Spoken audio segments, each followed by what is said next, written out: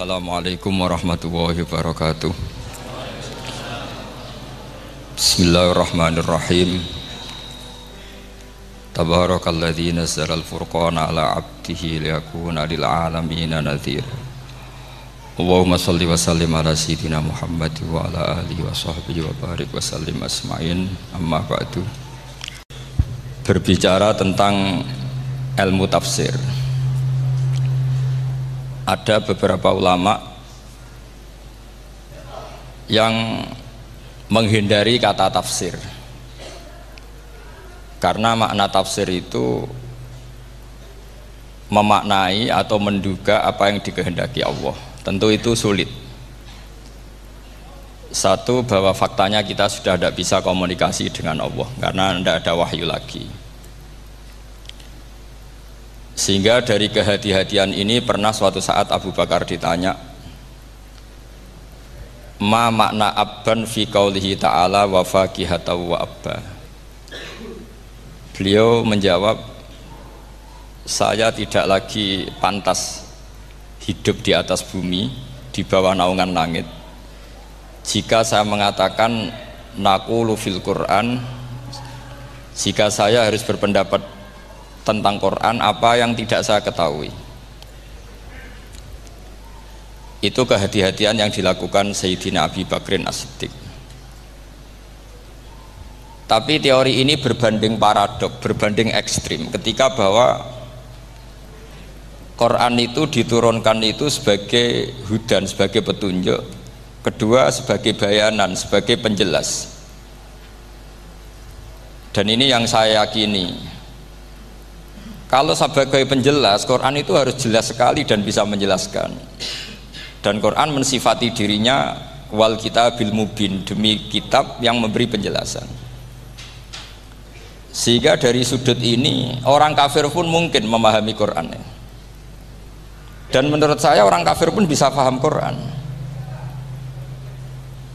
Kalau Ahok itu melintir Quran, tidak memahami Quran, paham? Senok harganya itu melintir Quran tapi tidak memahami Quran. Tapi bahwa Quran itu bisa difahami orang kafir itu ya. Logikanya gampang begini, kata Imam Syafi'i dalam kitab Ar-Risalah. Ketika Quran turun, itu pendengarnya itu tidak ada yang muslim, belum ada santri Kewagian, nggak ada santri Lirboyo, tidak ada santri Sarang.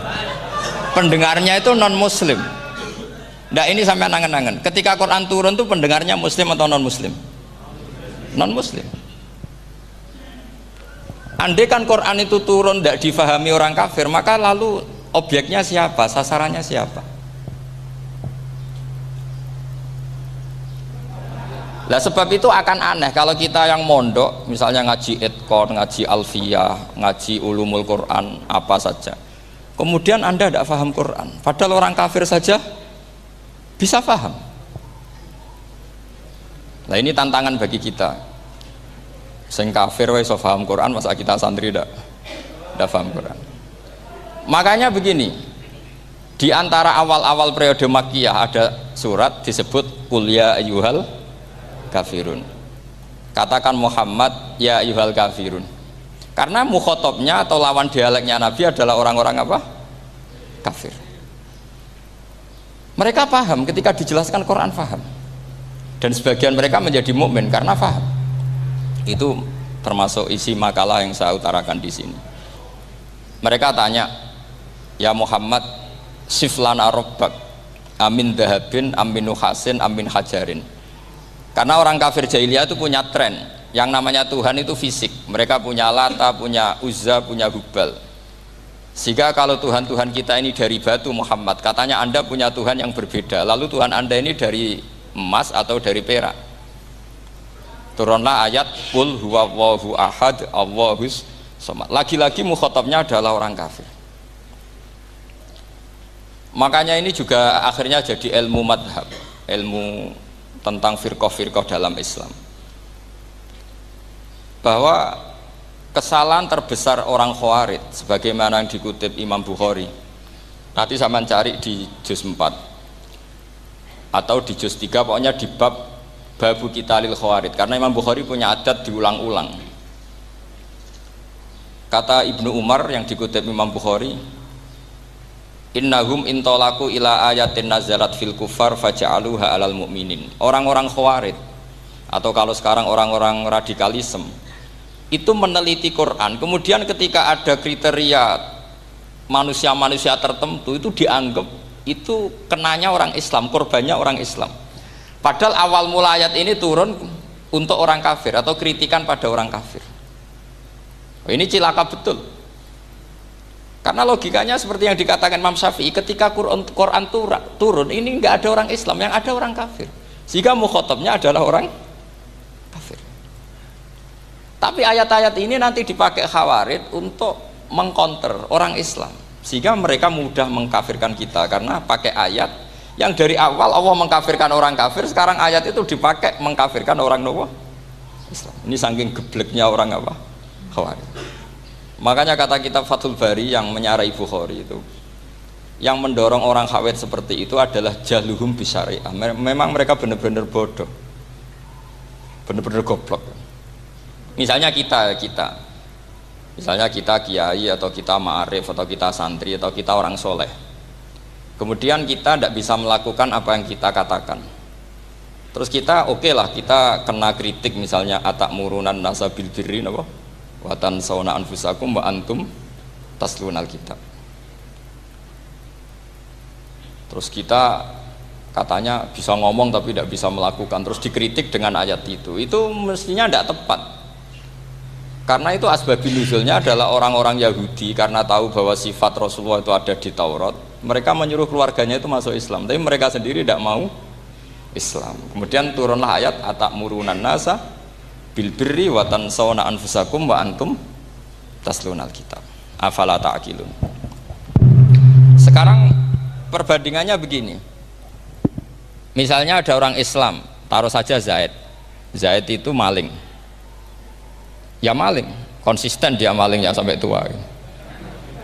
Terus menurut Anda Zaid yang muslim ini, Zaid itu muslim tapi maling, jangan bilang maling tapi muslim, dia itu ya.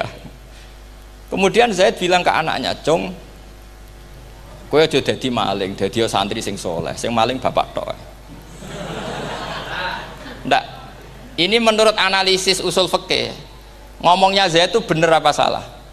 Benar kan?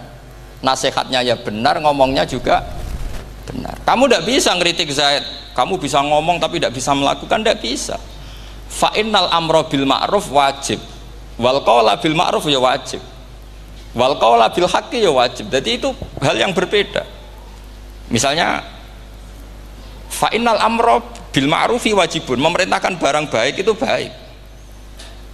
Wa innal qawla bil haqqi ya wajib, mengatakan yang hak itu ya wajib. Berarti Zaid tetap kena khitab, kamu harus nasihati anak secara benar, kamu juga harus ngomong hukum secara benar. Lalu ketika Zaid ngomong hukum secara benar, cung ojo maling, maling itu dosa, cung ojo nerusno profesi ini bapak maling, maling itu tidak benar. Dia berarti sudah melakukan dua kebenaran, yaitu ngomongnya benar, nasihatnya benar. Dia salah, perilakunya tetap maling. Tapi jangan karena dia maling lalu omongannya enggak salah juga, berarti salahnya malah tiga. Makanya ini pentingnya ngaji sama ulama, sama ahli usul fikih. Jadi tidak bisa dicampur adukkan. Zaid gagal dalam perilaku, tapi jangan gagal lagi di nasihat. Nanti kalau dia tidak nasihati, maka anaknya terus maling, alasannya niru bapaknya. Karena bapaknya kalau mau nasihati nanti disemprit sama santri-santri, "Pak, sampean ra oleh nasihati anake ra sama maling, sampean dhewe maling." Oh, tidak bisa cara usul fikih. Itu malah yudraku kulluh la yudraku napa? Kulluh, atau bahasa populernya al-maisur la yasqutu bil ma'sur. Misalnya kita sebagai kiai hanya bisa takrib, hanya bisa jurumiyah. Apa muda Fathul Mu'in cek abote, bulet, maknane bulet. Kamu tidak boleh ngomong gini, "Cung, kowe sebagai muridku kudu nurut aku. Nak gurumu goblok tok takrib, kowe tok takrib wae. Gak oleh ngelangkai guru, gak sopan gitu misalnya gitu." Gak boleh gitu. Tetap kita ngomong, "Cung, kowe aja koyok aku. Kowe kudu alim Fathul Mu'in, alim Fathul Wahhab." Sama ndak bisa protes. Pak guru sendiri ndak bisa, ndak bisa. Kebenaran tetap sebagai kebenaran meskipun kita tidak kuat melakukan atau tidak bisa melakukan. Lagi-lagi ayat itu sebenarnya ada untuk kita, untuk orang Yahudi, atakmurunan nasa bil birri wa tansawna anfusakum wa antum taslunal kitab. Sebab itu istidlal dengan Quran itu memang resikonya tinggi kalau tidak bagi mutabakhir, karena ya itu tadi, ini harus ada pengetahuan yang luas tentang asbabun nuzul, tentang kriteria. Nah kalau terpaksa, saya katakan terpaksa, kalau terpaksa kita iktibar itu boleh, tapi itu terpaksa, bahwa Allah mengkritik orang yang bisa ngomong tapi tidak bisa melakukan. Tapi itu secara usul fikih itu runyam, teori ini runyam sekali, fatal. Sampai lihat tuh di kitab Bajuri atau di kitab-kitab fikih yang lain, ketika Shahibil Burdah atau Shahibil Bur'ah itu yang Imam Busiri itu, Muhammad bin Busiri itu, niku salah nama tapi kadung populer. Jadi sebetulnya Imam Busiri itu Shahibil Bur'ah, bukan Shahibil Burdah, tapi kadung terkenal Burdah, kita ikut-ikutan apa? Burdah. Imam Busiri itu ngeluh, saya ini orang yang banyak kesalahan. Di antara salah saya adalah saya bisa ngomong tapi tidak bisa melakukan. Yaitu saya ngomong misalnya orang supaya tahajud, saya tidak tahajud. Saya ngomong orang supaya sholat sunat, saya nggak pernah sholat sunat. Itu sarahnya itu yang menyarai itu kan Imam Bajuri itu, yang sarah Burdah. Itu mengkritik begini. Kalau Anda ngendikan itu fi ma'radi dzammin nafsi, yaitu dalam konteks Anda mengkritik diri sendiri, oke. Tapi omongan Anda salah, karena secara usul fikih fatal. Fatalnya begini. Misalnya saya nggak pernah tahajud, ya mungkin itu nyata, oke, mungkin itu nyata. Apakah kemudian saya tidak boleh mengatakan at-tahajjudu sunnatun? Apa saya diwajibkan diam hanya karena saya tidak pernah tahajud, terus saya seorang kiai yang haram mengatakan at-tahajjud sunnatun? Saya harus tetap mengatakan kalau tahajud itu sunnah. Saya kalau punya santri terus saya bilang, "Jong, napas nganggur yuk tahajud itu sunat." Karena mengatakan kebaikan pasti bagian dari kebaikan itu sendiri.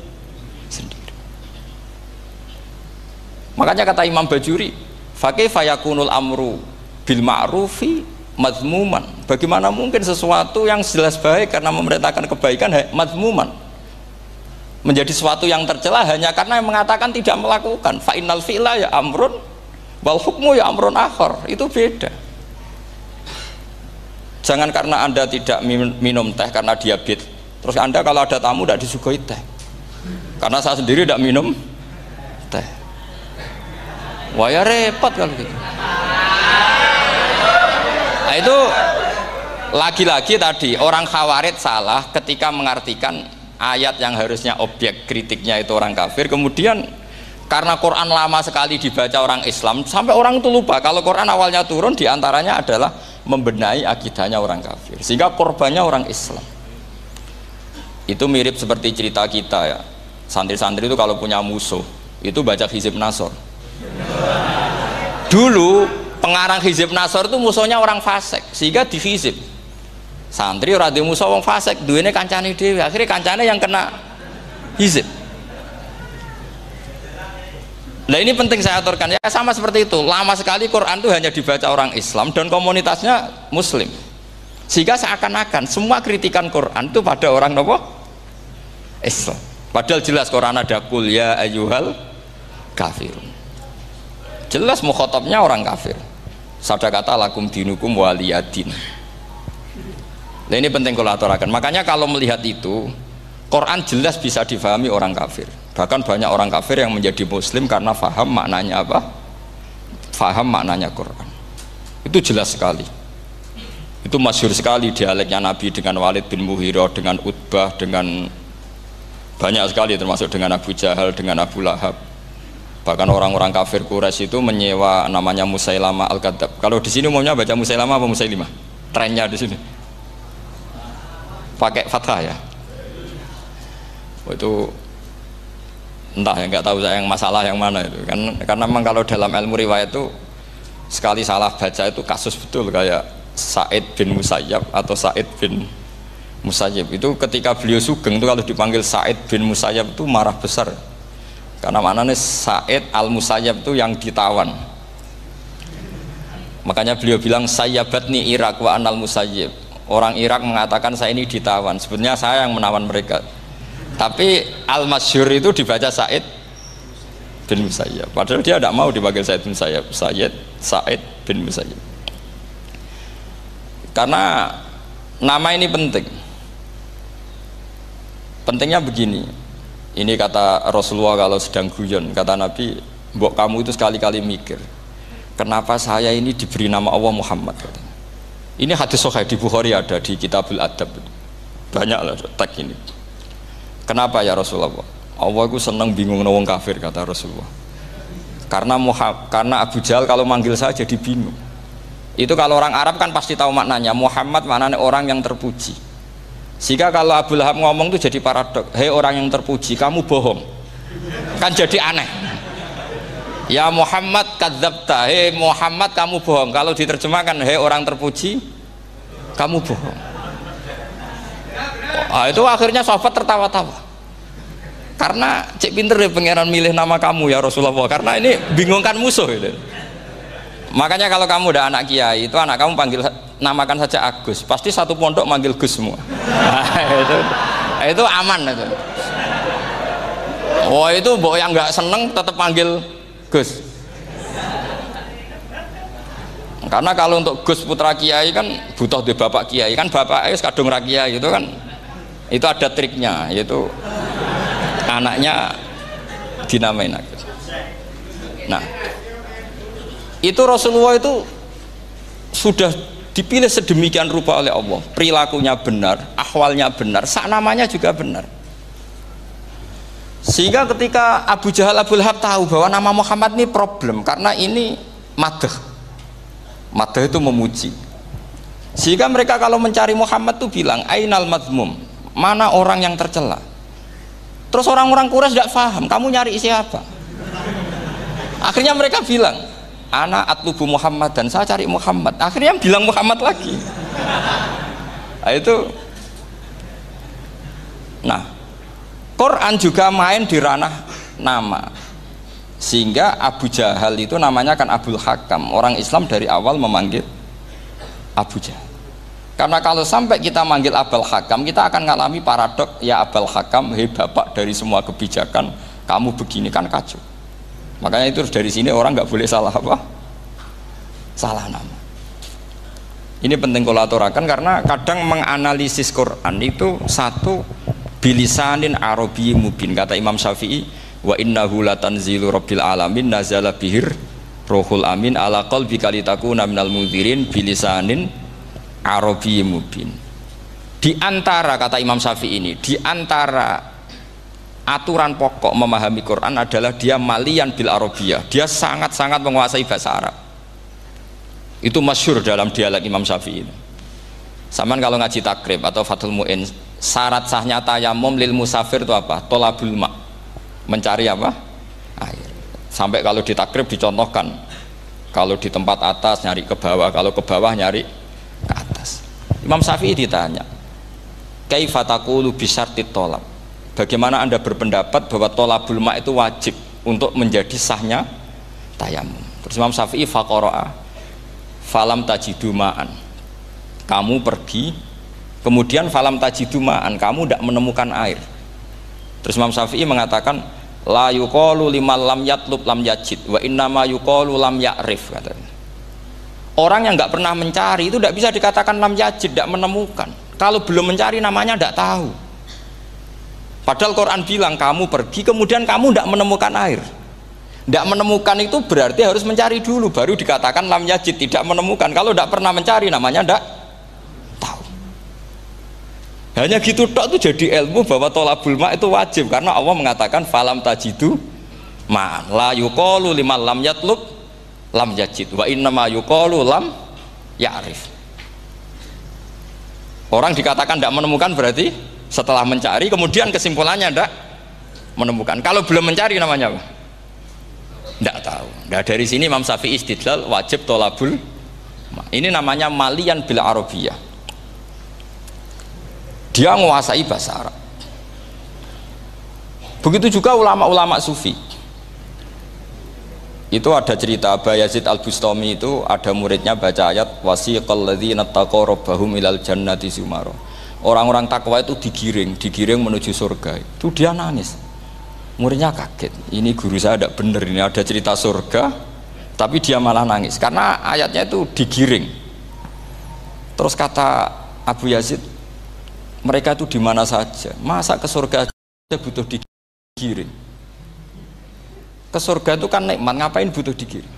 Saya tidak mau, kata dia. Abu Yazid itu gak mau digiring ke surga, itu gak mau. Muridnya kan tambah kaget, memangnya mau neraka kan gitu pikirannya itu. Ternyata beliau jawabnya sederhana, saya pas itu sudah dekat sama Allah sehingga tidak perlu digiring. Kemudian saya sudah panitia kiamat pas itu, jadi nggak perlu digiring. Nah ini nanti penting jadi satu aturan ilmu ulumul Quran. Saya di rumah itu istiqomah ngajar Qawaidul Asasiyahnya Said Muhammad yang dulu ditulis abahnya Zubdatul Itqan oleh Said Alawi. Kemudian Zubdatul Itqan itu tentu dari kitab Itqan.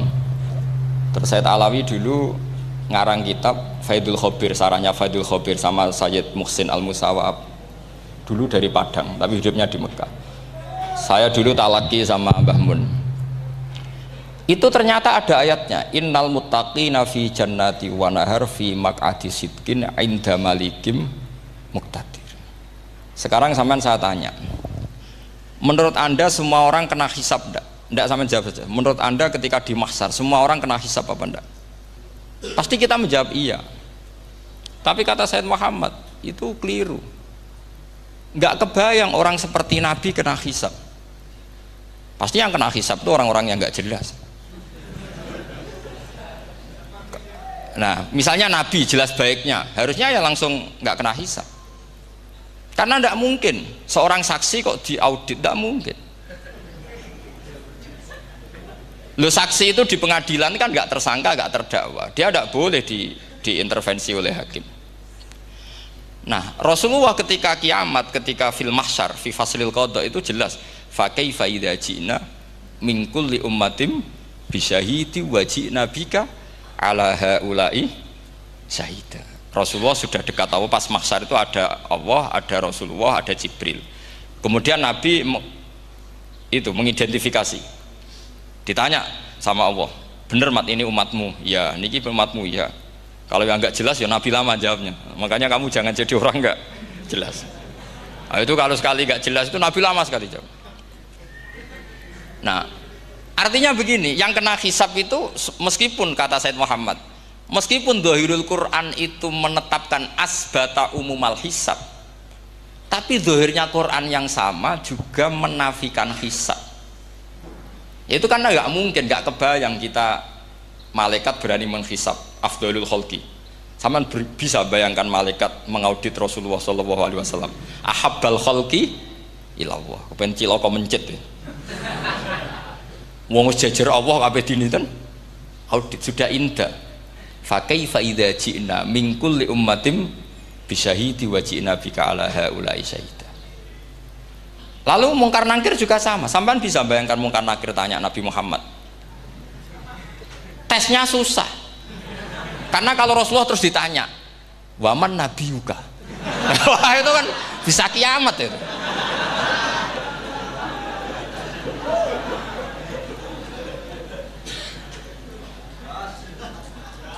Paham ya? Makanya kata Said Muhammad, ini kan teman-teman tanya, piye carane alim tafsirnya saja, sarannya satu hafal Quran, dua hafal Sahih Muslim, tiga semua orang sudah mati, tinggal kamu yang alim. Nah, itu mesti aman itu. Nah kalau sampean tanya saya, apa buktinya Gus kalau orang tertentu tidak kena hisab? Ya buktinya tadi, misalnya innal ladzina qalu rabbuna Allahu tsummas taqamu tatanazzalu alaihimul malaikatu alla takhafu wala tahzanu wa absyiru. Mungkar nakir adalah malaikat penakut, membawa ketakutan. Sementara para wali ini jelas malaikat kena konstitusi, malaikat harus mengatakan ke para wali alla takhafu wala tahzanu. Padahal Nabi tentu Sayyidul Auli. Para wali saja malaikat kena aturan kamu harus bilang Allah takhafu wala tahzanu wa abshiru. Hei para wali, kamu jangan susah, jangan gentar, kamu harus gembira. Kamu bisa bayangkan misalnya Mungkar Nakir bawa godok, kata orang kalau dipukul jul sak walang-walang. Kemudian kamu bayangkan si Abdul Qadir ngalami itu, Abdul Hasan Asadali ngalami itu, Abu Yazid Al-Bustami. Kalau itu ngalami gitu semua, ngapain kita jadikan mursyid? Kan sama nasibnya dengan kita. Nah, Zahirul Quran mengatakan asbatal hisabah, tapi Zahirul Quran di ayat yang lain lam yusbit al hisabah. Makanya tadi umumul Quran juga ditaksis dengan muqayyid, yang mutlak ditaksis dengan yang muqayyad, yang mujmal ya sama seperti itu, aturannya seperti itu, ditafsil sama yang mufassal. Sama orang kafir yang jelas, sampean bisa bayangkan malaikat ngaudit Fir'aun, cek kurang penggaweane, jelas eleke kok di audit. Misalnya Abu Lahab di audit, oh malaikatnya celaka mencet, berarti dia gak percaya sama pernyataan Tuhan tabat yada abi lahabiu. Malaikat kok ngaudit Abu Lahab, mungkin Gusti kula ceke nak menawi wonten api lho ki ora tau ngaji Quran tapi wong ayate tabat yada kok cek dicek. Nah yang seperti ini masuknya kategori ulaikal ladzina, saat terusé mereka yang kafir bi ayati rabbihim wa liqaihi fahabitos a'maluhum fala nuqimu lahum yaumal qiyamati wasna. Jadi ada orang-orang kafir yang jelas kena aturan fala nuqimu lahum yaumal qiyamati wasna. Jelas kafirnya ya gak kena hisab, yang jelas nabinya, jelas wasinya juga gak kena hisab. Yang kena kita di tengah-tengah. Tapi ilmu itu ikut mainstream karena semua orang bilang ada hisab, ya kita ikut-ikutan bilang, ya sudah gitu saja. Tapi kalau aslinya ya rapati percaya. Umumnya uang gerono mati ditalkin ya kita melok-melokan nalkin. Tapi kalau kadang ya gak kebayang. Piye nak wali-wali ditalkin. Makanya ada di dunia wali itu ada cerita Rabi'ah Dawiyah, itu termasuk keramat beliau itu. Kali Imam Sibawi kan dalam cerita wali kan ditanya marbuka, ngapunten niku man mausul napa istifham. Wah itu malaikatnya tidak pernah khataman alfiyah kan, repot. Kalau Rabi'ah Dawiyah lebih parah lagi, itu beliau tuh nangis sekeras-kerasnya, nangis terisak-isak, dia tersiksa. Ya Allah, engkau itu zat yang paling saya kenali dan harusnya semua makhluk itu kenal engkau, tapi ini hamba engkau tanya engkau itu siapa. Itu kan ini orang aneh kata gitu. Karena Allah itu adharud dhahir, kata sampai Imam Sibawi silakan a'raful ma'arif. Jadi wong ora Allah wis geblek tenan dari Imam Sibawi. Imam Sibawi kan atas nama dia pakar nahwu pertama mengatakan domir paling makrifat di antara 6 isim makrifat, paling makrifat itu domir. Tapi meskipun gitu a'raful ma'arif Allah, yang paling makrifat dari sekian isim makrifat itu Allah. Artinya satu nama yang orang harus kenal semua. Makanya di antara keramat beliau ketika ditanya wong kok ora tau ngaji fikih men ngaji nahwu wae, gak tahu dia ngaji carane sesuci, carane iddah tuh gak tahu ngaji nahwu. Terus dia tanya bima fa'ala rabbuka, lalu Allah memperlakukan kamu gimana? Terus kata Imam Sibawi ghafaroli, Allah mengampuni saya karena saya orang yang mengatakan Allahu a'raful ma'arif. Ini penting kalau aturakan. Jadi makanya kalau sampean tanya caranya ilmu alim gimana, ya satu tadi, kalau sampean masih banyak orang hidup, syaratnya kamu harus hafal Quran, hafal hadis, hafal sekian ribu hadis, hafal sekian ulumul Quran. Itu kalau masih banyak orang hidup. Kalau sudah kamu sendiri hidup, ya sudah, pokoknya isokulhu ya salim sendiri kan, nggak ada saingannya itu. Makanya kata Sayyid Muhammad, beliau mengatakan kita meyakini umumal hisab ya berdasar zahiril Quran, kita menafikan umumal hisab bahwa hisab hanya yahtassul liqaumin duna qaumin juga berdasar zahiril Quran.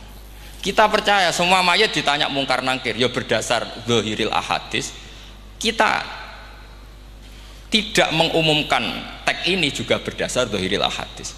Karena malaikat mungkar nangkir juga malaikat, berarti dia kena aturan kalau ketemu para wali Allah takhafu wala tahzanu. Paham sih kalau maksudnya? Ini penting kalau aturakan. Jadi makanya aspeknya sampean bisa memulai kalau ingin jadi orang alim tafsir bisa mulai dari yang mudah saja, yang fikih saja. Makanya kata Imam Ghazali, kenapa Mu'tazilah jadi segoblok itu? Karena dia tertipu oleh umumatul Quran, oleh tek-tek umum. Dia tidak tahu mukhasisnya. Padahal setiap ayat umum itu pasti ada mukhasis. Misalnya begini ya, kalau kamu maknanya fikih saja, contoh yang paling mudah familiar itu fikih ya. Misalnya kita ngaji Quran, wal mutallaqatu yatarabbasna bi anfusihinna salasata quru. Kalau orang dicerai, itu iddahnya itu 3 kali masa nopo suci. Apakah aturan iddah seperti ini hal hadhil iddah amatun likulli mutallaqatin am li mutallaqatin makhsusah?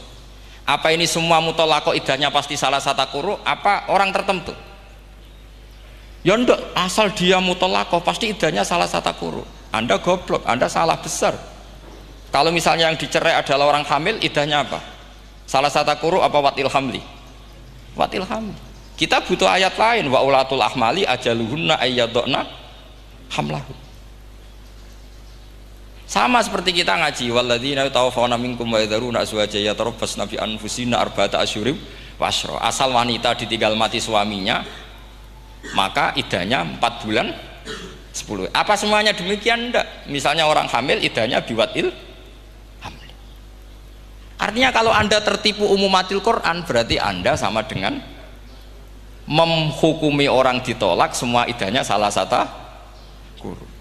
Sama misalnya orang sekarang dalil-dalil wa may yatawallahum minkum fa innahu minhum. Kalau berkawan orang kafir, maka dia menjadi kafir. Itu kan fatal. Semua nabi ya berkawan orang kafir karena dakwahnya memang sama orang kafir. Lo coba andai kan sampean hafal Quran itu sama teori itu tuh mungkin menyedihkan. Coba istilahnya Quran, wadhkur akho'at wa ila adin akhawum huda wa ila samuda akhawum. Terus semua umatnya yang kafir disebut akhawum. Akhaw itu artinya apa? Saudara. Mereka ya berkawan sama orang kafir. Makanya butuh analisis fikih untuk maknani wa may yatawallahu minkum fa innahu. Setelah dianalisis fikih, ternyata semua nabi diistilahkan wa ila madyan akhahum syuaiba wa ila adin akhahum huda. Akhaw itu artinya apa? Saudara. Kalau sampean tanya, lalu logikanya gimana? Kata kitab-kitab kan wa in kana dasarin fajanibhu suratan. Kalau ada teman buruk jauhi, kalau teman baik temani. Kalau cara usul fikih gampang. Kancanan maling dosa, wong kok kancane maling. Tapi nak dakwai maling apik kan? Aku ora ngancani kok dakwai dandani, selesai kan? Ngancani maling elek, nak dakwai maling apik. Demenan rondo elek, nak didik apik kan, itu seperti itu.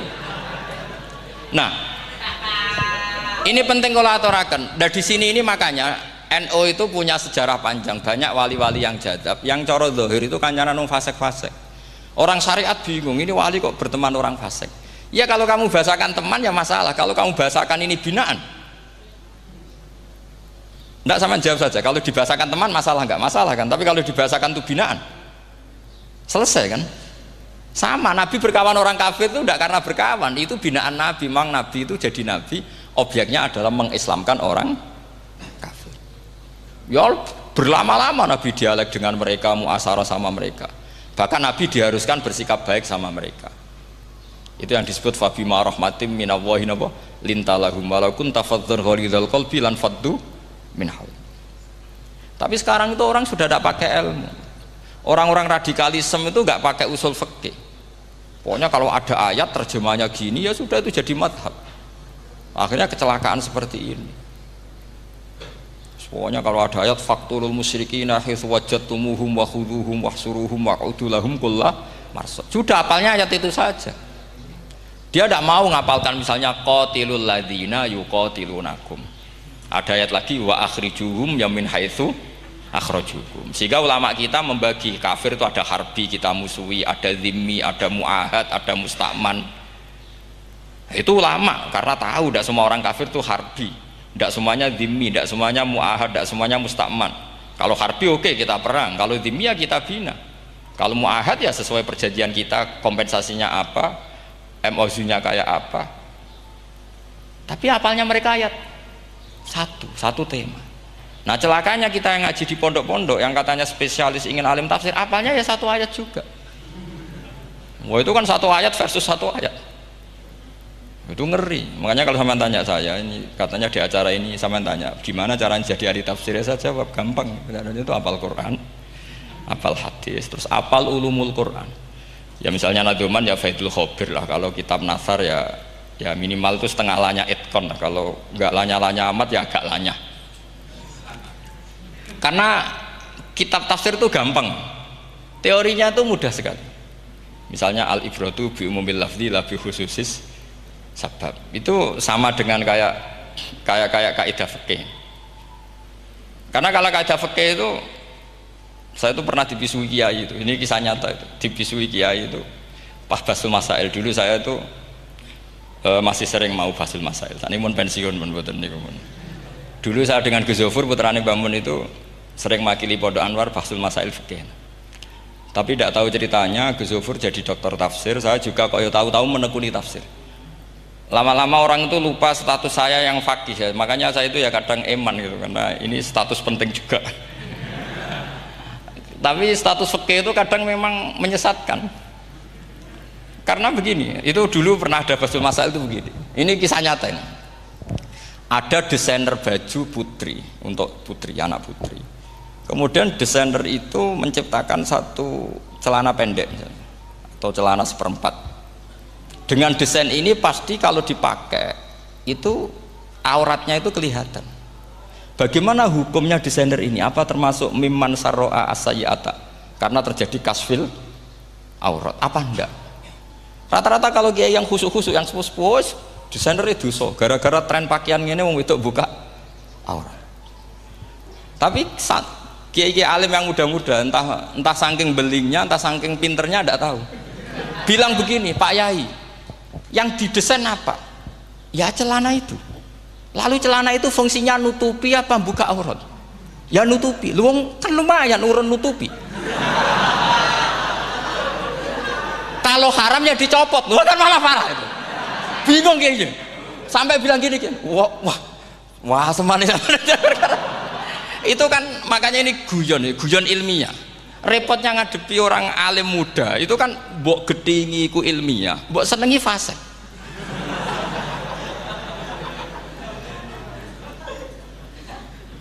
Ketika kiai yang khusyuk tadi tak tanya, kalau desainer katok seperapat,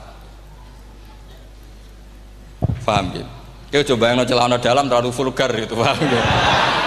Nggak, rok saja lah, rok mini misalnya, rok selutut. Sampean jangan ngeres ya, yang rok selutut misalnya. Rok selutut itu desainernya kena hukum haram nggak? Sampean jawab saja. Oh haram jadi kiai sepuh, karena dengan desain itu misalnya lututnya kelihatan. Tapi pertanyaannya kayak muda saya masih ingat betul, saya tanya. Lalu fungsi pakaian itu apa Pak Yai? Fungsi itu kan tetap nutupi sebagian aurat. Kalau Anda haramkan, barang haram itu harus dihilangkan. Nah, itu. Sampai kiai itu setelah acara itu manggil saya. Gus, kalau ngakoni jenengan alim tapi podo repoti. Podo repoti nak dalam itu kan terus itu ada perumusan di redaksi keputusan yang dijual itu, yang masail fikihnya kan terus diputuskan, dibukukan. Kalau redaksinya halal Gus, nanti orang pakai rok semua. Dan saya balik bantah, kalau redaksinya haram orang nggak pakai rok. Akhirnya itu apa? Kebijakannya lucu. Buak we Gus, pertanyaan itu buak sak jawabannya oke. Jadi kita debat tidak jadi. Ini cerita ilmiah. Makanya sama tidak wajib manut saya ini terlalu ilmiah, jadi tidak baik untuk kehidupan kesalian, kurang baik. Jadi ini, tapi ini ilmu, tetap kaidahnya fikih ma la yudraku kullu la yudraku kullu. Jangan kalau tidak bisa nutupi aurat semua, lalu jangan sama sekali. Lho nggih kan kaidahnya kan gitu, ma la yudraku kullu la yutraku kullu. Misalnya Anda punya tetangga nggak mau pakai jilbab, nggak mau pakai pakaian muslimah, kamu tidak boleh bilang munisan raklambinan, tidak bisa. Malah yutraku kullu, napa malah yutraku kullu, nu la yutraku napa kullu. Makanya ini kita harus hati-hati. Nah bayangkan sekarang orang meneliti Quran itu yutraku kullu. Mestinya kalau Anda meneliti radikalisme, ayat yang terkait radikalisme diteliti semua. Ternyata di surat Taubat yang disebut suratus Saff, yang bahkan haram baca bismillah, itu ada ayat wa in ahadum minal musyrikin nastajaraka fa'ajirhu hatta yasma'a kalam Allah summa ablighu ma'mana. Muhammad, kalau ada orang kafir mau belajar Quran sama kamu, ya harus kamu pelajari hatta yasma'a kalam Allah. Setelah mereka mau belajar, ya ablighu ma'mana summa ablighu ma'mana, kamu harus menjamin keamanan dia. Itu di surat Taubat, termasuk akhiru suratin nazalat, gak mungkin terjadi mansuh. Tapi orang-orang ekstremis selalu pakai faqatulul musyrikin haitsu, apalan itu terus. Yang orang liberal yang menaparin la ikraha fiddin, ya sudah seperti itu.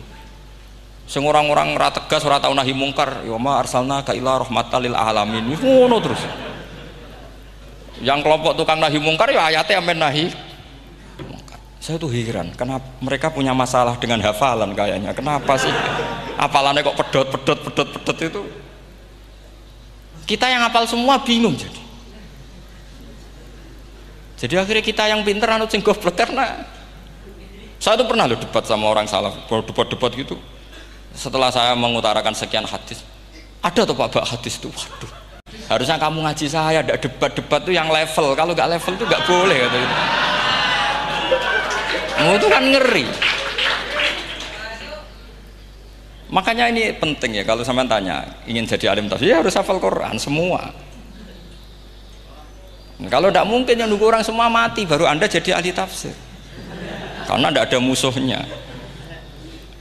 Tapi saya pastikan orang kafir pun bisa memahami Quran, yaitu tadi hatta yasma'a kalam Allah. Sayyidina Umar itu masuk Islam itu gara-gara dengar adiknya baca Toha, ma anzalna alikal qur'ana litasqa illa tadhkiratal liman yakhsha tanzilam mimman khalaqal arda was samawati ula ar-rahmanu alal arsis tawa. Itu dia ma huwa bikalamil basar, tidak mungkin seperti ini karangan manusia, itu tidak mungkin. Akhirnya dia Islam. Banyak orang Islam karena diperdengarkan Quran, karena memang notnya sudah unik, makna kualitasnya juga sudah unik, semuanya itu unik, indah. Sampai sekarang pun orang kafir itu orang paling tahu Quran. Makanya Allah mensifati orang kafir itu hasadam min indi anfusihim mim ba'di ma tabayyana lahumul haq. Sekarang sama saya tanya, orang sing tabayyana lahumul haq itu orang paham apa orang tidak paham? Mereka orang kafir itu mengingkari Quran, padahal mim ba'di ma tabayyana lahumul haq, setelah kebenaran nyata bagi mereka. Nyata bagi mereka artinya orang kafir paham apa tidak paham? Paham. Cuma mereka punya penyakit hasadam min intian. Mereka juga kalau ada ayat tentang ahkam yang memberatkan, mereka bilang i'ti bi Qur'anin ghairi hada au badil. Muhammad harusnya jangan tema itu yang diangkat, bu cari Quran yang lain yang enggak tema itu. Mereka sampai memilih tema itu karena paham apa karena tidak paham? Karena paham. Makanya di makalah saya pastikan ngaji tafsir itu gampang, karena orang kafir pun bisa. Kalau kasus Ahok itu bukan paham itu melintir, beda. Paham sama melintir itu beda. Itu diterjemah kemenang tuh jangan mengangkat kawan orang Islam, bukan mengangkat pemimpin. Ya likenya kalau ngangkat teman saja tidak boleh, apalagi ngangkat pemimpin. Fatal mana berteman sama orang salah sama ngangkat. Saman kancanan maling itu apik nak menawa nang andani. Terus ngangkat, "Hei maling ke pimpinanku." Parah mana? Parah mana? Artinya sama saja ketika diterjemah jangan ngangkat teman, sebetulnya ngangkat pemimpin lebih fatal. Itu kan mafhum awlawiyah, itu kan normal saja. Itu di Quran biasa, misalnya innalladzina ya'kuluna amwalal yatama dzulman, orang yang makan hartanya anak yatim secara zalim. Terus kamu bilang, "Gus saya tidak makan kok, sepeda motornya tak gasap, tak jual." Yang diharamkan kan makan. Wah ya sarap kalau gitu. Maknanya begini, memakan harta anak yatim artinya ifsad. Ifsad itu merusak. Nak ngono ikhraq membakar atau mencuri sama dengan makan, bal asad, malah kan lebih apa? Lebih apa? Dasar. Jadi yakuluna di situ tuh ba'dul amsilah, sebagian contoh min wujuhil ifsad atau min wujuhil ihlak. Jangan kok karena ayatnya makan, oh yang haram tuh makan, kalau nyuri gak apa-apa. Waya fata. Itu kan sama dengan santri geblek dikandani kiai ini, "Cung, kowe mbek bojomu jogeman naboki." Suatu saat istrinya lapor lagi, "Pak Yai sekarang nggak naboki tapi nyadui." Karena nabok itu pakai tangan. Mereka pertama dilaporkan kiainya, "Pak Yai, suami saya itu sering memukulin saya pakai tangan gini. Cung, jogeman naboki bojomu." "Nggih Pak Yai, siap." Suatu saat istrinya lapor, "Pak, tetap benjut, kenapa? Kulo nak niki disadui." Mereka pikirane sing haram nabok, nak nyaduk halal. Wah, itu kan ngajak goblok bareng. Nah, masalahnya di usul fikih kasusnya seperti itu. Makanya saya ini kadang ya maliki sekali. Kadang saya itu maliki sekali. Kadang ya. Misalnya begini, saya beri contoh. Ini yang kisah nyata ya. Ada seorang Arabi datang ke Rasulullah. Ya, tadi kan teman-teman minta juga ilmu hadis ya. Ini satu paket saja. Itu tadi nanti kalau sampean kasih lalim ndak itu sudah ada urusan saya tadi. Nunggu orang mati banyak tadi. Kalau nggak usah nunggu orang mati, sarannya tadi apal tadi. Ya Rasulullah, ahlak tuh. Saya ini orang yang rusak. Wama ahlakaka. Lalu yang bikin rusak kamu apa? Qol waqatu imroati fina hari Ramadan. Saya menjima istri saya ketika masih siang. Fina hari Ramadan, siang Ramadan. Walhasil Nabi tidak menyuruh hanya kodok, tapi menyuruh kafaroh. Kafarohnya itu merdekakan budak atau memberi makan 60 orang miskin atau puasa berapa? Puasa 60 hari. Atau urut merdekakan budak atau puasa 60 hari atau memberi makan sitina miskin. Oke, kita sepakat. Sepakat ya, hadis itu sahih dan diulang-ulang oleh Ashabus Sunan. Oke, riwayatnya nggak masalah. Sekarang kita analisis maknanya. Sekarang sampean saya tanya, kalau anda misalnya sekarang jam berapa ini? Misalnya sekarang jam 9 kurang seperempat Ramadan, terus anda rokok atau anda ngopi, kepengen ngopi terus ngopi tanpa udhrin syar'iin, anda hanya wajib qadha apa bayar kafarah? Ndak, sampean jawab. Rata-rata kiai kita, oh mau wajib qadha Gus karena gak jima. Sing seru kafarah itu nak jima. Kan ngombe kopi be jima beda. Pertanyaannya tuh lucu, ini naif secara fikih masalah. Masalahnya begini. Jima bojo itu tidak zina. Jima bojo itu zina apa enggak? Enggak. Berarti dengan makan bedanya apa? Sama kan? Sama-sama amrun mubah. Sesuatu yang boleh. Kenapa hukumannya berat? Makanya kata Imam Malik, enggak itu nilainya. Nilainya adalah hadku hurmati Ramadan bi ghairi udhrin syar'iyyin. Makanya kata Imam Malik, siapapun yang makan fina hari Ramadan, iftar apapun fina hari Ramadan bi ghairi udhrin syar'iyyin, maka hukumnya sama dengan jima fina hari Ramadan. Karena sama-sama ihlak ifsad hurmata Ramadan bi ghairi udhrin syar'iyyin. Loh, ndak, ini ilmiah. Kamu ndak harus cocok, tapi otak kamu harus percaya. Loh iya kan, beda kan? Saya secara nafsu tidak cocok, cek berarti. Tapi ilmiah saya setuju. Kalau kiai ngandani itu kan pasti pakai badul amsilah, kan nggak mungkin semua contoh disebut. Cong penak melaku jogeman delok wedok itu mari setan. Mboten delok Mbah, nyekel lho malah parah tuh. Ndak bisa. Makanya ini masalahnya lafat. Ini kembali ke Imam Syafi'i, bilisanin Arabiyyim mubin. Ketika seorang kiai bilang cung jogeman delok cawe itu adalah mengungkapkan al-muharramat, bukan mentaksis yang haram itu hanya melihat. Saya ulang lagi ya, ketika seorang kiai bilang cung jogeman delok wedok sing haram, itu semangatnya adalah melawan keharaman, bukan mentaksis yang haram hanya delok. Itu di Quran normal semua, di semua lugat ya biasa. Itu kan sama seperti misalnya seorang bang ngasih uang cucunya, cung tak kayak duit 100.000, cung gue tuku es, terus gue mendingan nah ragu tuku es haram iki kan ngongkone tuku es, lah kepen putumu mati kan nyeben 100.000 gue tuku es, Ya mulai dulu istilahnya nak bange ke ibu tuh jong 1.000 iku tuku es. Cara wong kuno. Nah, maksudnya itu pokoknya umumnya cah cilik senane es cuma nyebut. Ya sudah seperti itu. Sama seperti Quran menghentikan begini. Ini memang salate yang fikih dulu, yang pokok-pokok. Di antara yang enggak boleh dikawin adalah wa antasma'u bainal ukhtaini illa ma qad salaf. Kamu enggak boleh menikahi Sri dan Zainab, kakak beradik. Sudah sepakat nggih? Fi nikahin wahid enggak boleh al jam'u bainal ukhtain. Jadi mbaknya kamu kawin, adiknya kamu kawin fi nikahin wahid. Tapi nak ngeduni boleh, berarti kan dengan waktu yang berbeda. Quran hanya menyebut itu. Kemudian Rasulullah zaman Sugeng itu hanya nambahi wala binal mar'ati wa ammatiha wala binal mar'ati wa kholatiha, juga agak boleh menikahi ponaan plus buliknya, baik bulik dari bapak yaitu ammah maupun bulik dari ibu disebut apa? Kholah. Kemudian ulama fikih merasa ada yang kurang, ditambahi lagi. Dua perempuan yang andekan yang satu itu lelaki kok haram nikah, berarti haram jam'u fi nikahin wahid. Misalnya cucu rabibahnya boleh enggak? Enggak boleh kan? Berarti kalau sampai ngumpulkan cucu dan bahnya fi nikahin wahid juga enggak boleh. Tapi orang yang waras itu tidak akan nyalahkan Quran ketika tidak lengkap. Wa antasma'u bainal ukhtain ila ma qad sal, ini tidak lengkap. Yang haram kan tidak hanya jam'u bainal ukhtain, termasuk ngumpulkan cucu dan bahnya. Karena Quran nggak mau dengan logika tidak waras, itu tidak mau.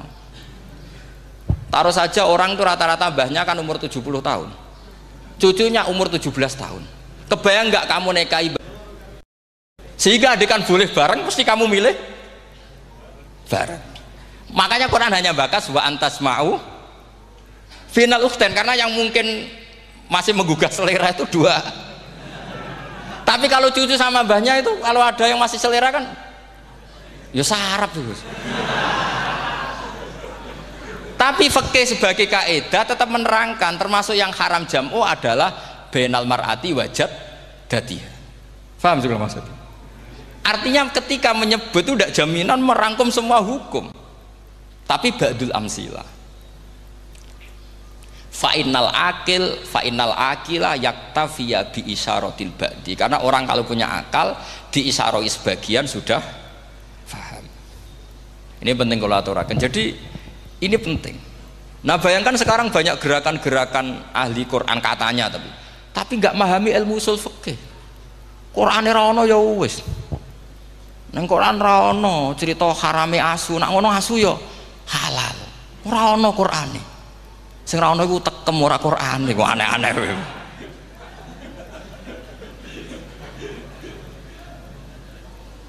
Itu kan sama. Terus sampean misalnya tadi jam 09.00 Ramadan tambah udhurin syariyin terus mangan mie rokokan, itu kan melecehkan Ramadan biguri udhurin syariyin, karena melecehkan hurmata Ramadan kena sanksi separah itu.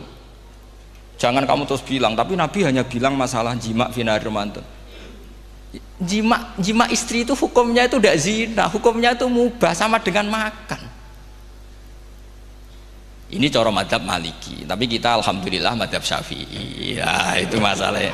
Berhubung itu menguntungkan sami'na wa ta'na. Nah, itu. Tapi saya sendiri dalam konteks ini, saya itu ya sangat-sangat Syafi'iyah, sangat-sangat Syafi'iyah. Dalam banyak hal sangat-sangat Syafi'iyah. Tapi dalam banyak hal kadang-kadang saya ya Maliki. Nah, itu kan kalau sampean tanya kenapa gitu, ya hikmahnya baca banyak saja. Karena yang Syafi'i itu ya karena bacanya hanya Syafi'i, itu bukan fanatik, itu keterbatasan. Jadi itu beda, itu namanya tidak fanatik, itu keterbatasan. Itu beda sekali. Jadi kita harus ngaji yang banyak. Saya itu termasuk utang ya sama Imam Syafi'i itu baca kitab Ar-Risalah. Itu kitab yang kadang satu ulama baca sampai 500 kali. Yaitu Imam Syafi'i itu dalam kitab Risalah itu begini, ini termasuk ulumul Quran yang paling penting. Muqaddimahnya begini, wan nasu sinfani min awalil amri, wan nasu sinfani. Ketika Rasulullah datang membawa Quran itu manusia hanya ada dua, al kuffar sing dari jenis ahli kitab dan kuffar dari jenis yang tidak ahli kitab. Bahkan tidak ada orang Islam zaman itu. Pertama Nabi jadi Nabi itu adakah pendengar yang Muslim? Kan tidak ada, semuanya ahli kitab. Makanya susah kalau Quran kamu analisis korbannya orang Islam tuh, kata Ibnu Umar tuh lucu. Dulu tuh mukhatabnya tuh orang kafir, jelas kuliah ayyuhal kafir. Ya ayuhan nasu ubudu rabbakum alladzi khalaqakum. Jelas orang kafir. Karena orang Islam nggak mungkin dikhatabi ubudu rabbakum. Makanya Imam Suyuti kalau nafsiri itu ngeper ubudu rabbakum wahiduhu. Tapi kalau mukhatabnya orang Islam dawimu alal ibadah atau dawimu alat tauhid. Karena dia tahu kalau mukhatabnya orang kafir ubudu ya masih wahidu. Kalau sudah Islam kok dikhitabi ubudu mudawamah alal ibadah. Itu saking alimnya Imam Suyuti. Ini saya teruskan. Kalau mukhatabnya itu orang kafir ahli kitab, itu kemungkinannya ya dua cara mereaksi Quran. Yaitu disebut lam yakunil ladzina kafaru min ahlil kitabi wal musyrikina munfakina hatta ta'tiyahumul. Jadi lam yakunil ladzina kafaru, jelas kafaru itu umum. Kemudian ditafsir kafaru itu ada yang min ahlil kitabi, berarti kafaru yang jenis Yahudi Nasrani. Ada kafaru yang min ahlil kitabi wal musyrikin, kafaru yang jenis musyrikin, yaitu kafir Mekah. Karena cara kaidah nahwu al-atfu yaqtadi taghayyur, kalau ada ataf pasti konteksnya beda. Ja'a Zaidun wa Amrun, berarti Zaid ada Amar, Amar ya ada Bakar. Karena Ja'a Zaidun wa Amrun wa Bakrun, pasti orang ini berbeda. Tidak boleh orang yang sama kamu pakai ataf. Ini sudah clear ya ini ya. Kemudian cara pandang mereka ya beda. Ketika Rasulullah mengajak tauhid, itu ahli kitab tidak masalah. Memang harusnya Tuhan itu satu. Tidak masalah bagi ahli kitab. Problem bagi ahli kitab adalah Muhammad itu nabi. Itu kita nggak suka. Kalau Tuhan satu oke, tapi kalau Muhammad nabi tidak oke. Kita bisa jadi nabi, kata mereka, karena mereka merasa nasabnya sampai Ibrahim. Sementara zaman itu mereka sanksi Muhammad itu nasabnya konti, gak jelas. Ini penting kalau aturakan. Sehingga dalam konteks ini Allah menjawab ahli kitab dulu. Ini itu disebut Muhammad itu nasabnya jelas. Ini itu fihi ayatum bayinatum maqamu Ibrahim. Ini saya dengarin. Ibrahim itu jelas pernah ke Mekah. Bukti Ibrahim pernah ke Mekah adalah jejak kaki Ibrahim di makam apa? Makam mereka, artinya buatan kuburan, buatan jejak kaki Ibrahim ketika bangun Ka'bah. Fihi ayatum bayinatum maqamu Ibrahim. Pun. Kalau Ibrahim pernah di Mekah, artinya beliau pernah nikah di Mekah. Paling tidak punya dzurriyyah di Mekah. Jadi Ismail dibawa ke Mekah. Jelas ayatnya wa idh yarfa'u Ibrahimul qawaida minal baiti wa Ismail. Ini dengarin ya. Sebab itu saking alimnya berjanji itu beliau tahu betul masalah utama Rasulullah Muhammad adalah disangsikan nasabnya. Sebab itu kitab berjanji pertama cerita setelah dia alhamdulillah macam-macam awalu ma'anab tadi saat terus dia bilang wa ba'du fa'akul huwa Muhammad bin Abdillah bin Abdil Muttalib.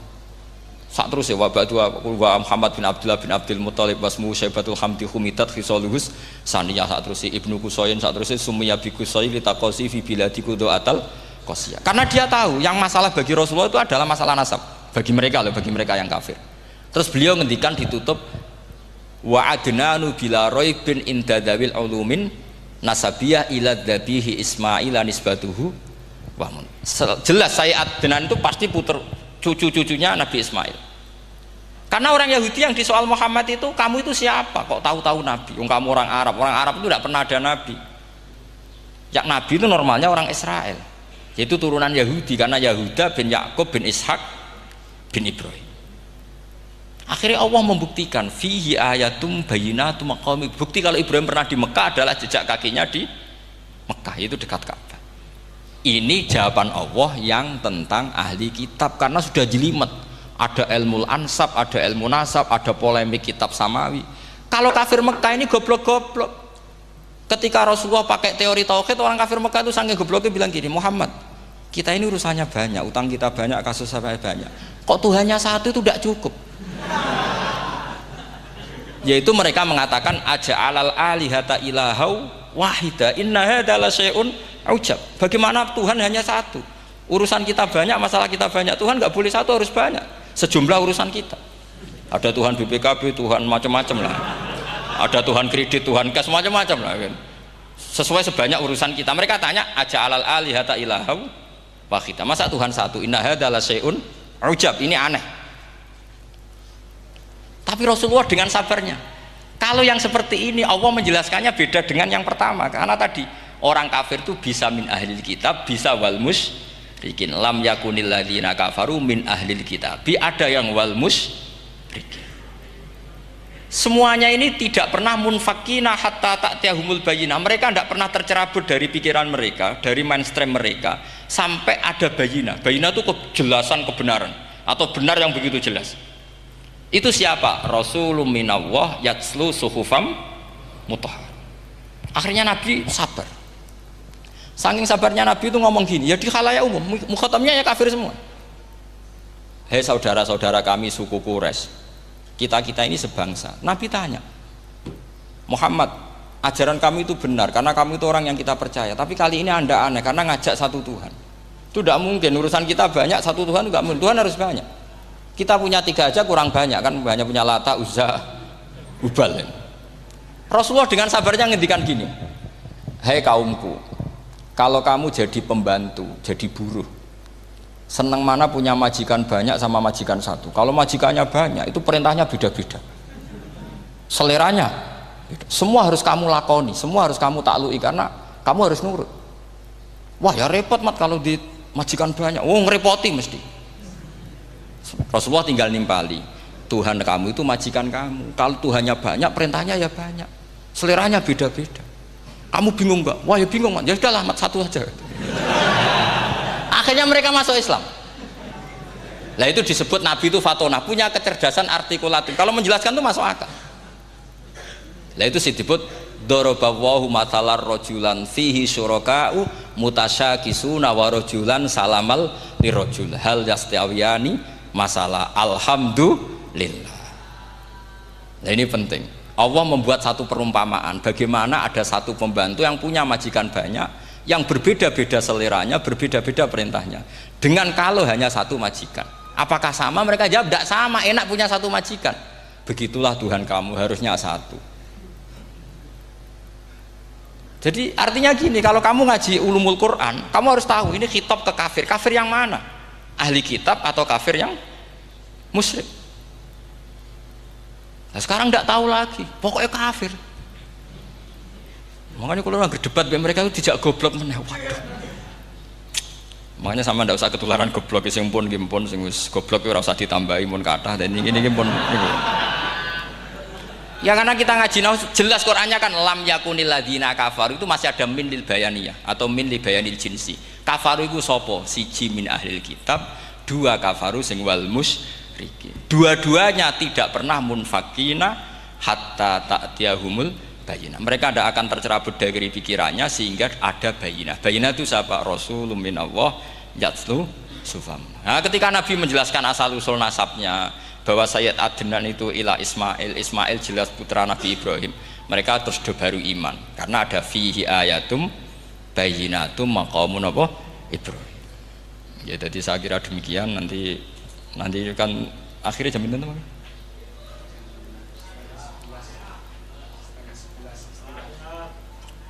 Oh, ini jam berapa istilah? Nggih, terus saya pikir niku nggih.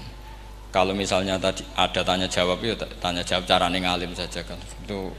Itu lebih realistis. Karena kalau sampean iskal, misalnya saya iskal dengan ini kan malah bingung kan. Kalau kamu terkenal pinter, iskal kita goblok. Nah wis pinter kok iskal gitu. Jadi saya niru ilmunya Abu Nawas. Abu Nawas sudah bisa pidato. Nggak bisa pidato, suatu saat dipaksa pidato sama khalifah itu. Hei para hadirin, kamu pinter apa goblok? Nah mereka pinter, mau ngandani wong pinter, terus pinter kok ngandani gitu. Akhirnya hadirin itu kan karena seneng sama Abu Nawas itu seneng. Ya sudah Abu Nawas, kalau gitu kita goblok. Aku mau mengambil wong goblok. Akhirnya terus wassalamualaikum warahmatullahi wabarakatuh. Jadi itu Abu Nawas juga bisa pidato, tapi dia tahu saja caranya menyelesaikan masalah. Jadi itu Abu Nawas. Jadi ya orangnya kacau tapi cerdas itu, makanya jadi guyonan. Sebenarnya Abu Nawas itu figur yang nyata, tapi tidak senaif yang diceritakan orang-orang di anekdot itu. Ya beliau itu orang soleh ketika era Harun ar-Rasyid. Tapi ya tadi karena banyak cerita yang macam-macam. Ya, Abu Nawas itu Makanya ini cerita anekdot. Jadi riwayatnya agak jelas tapi lucunya jelas itu. Jadi itu. Dia itu mangkel punya tetangga profesor ahli astronomi. Adiknya aku mau iso omong tok. Abu Nawas mau pinter molak-malik omong kan masyhur itu dia cerita hari Senin tanggal sekian lihat Abu Nawas di alun-alun mau terbang. Orang lihat semua itu Abu Nawas itu ya sudah di podium ya hanya gitu-gitu tok. Kok nggak mau terbang-terbang? Ya mau itu ya tidak. Wassalamualaikum warahmatullahi wabarakatuh. Yang bilang Abu Nawas terbang siapa? Abu Nawas mau terbang. Yang namanya mau itu ya tidak.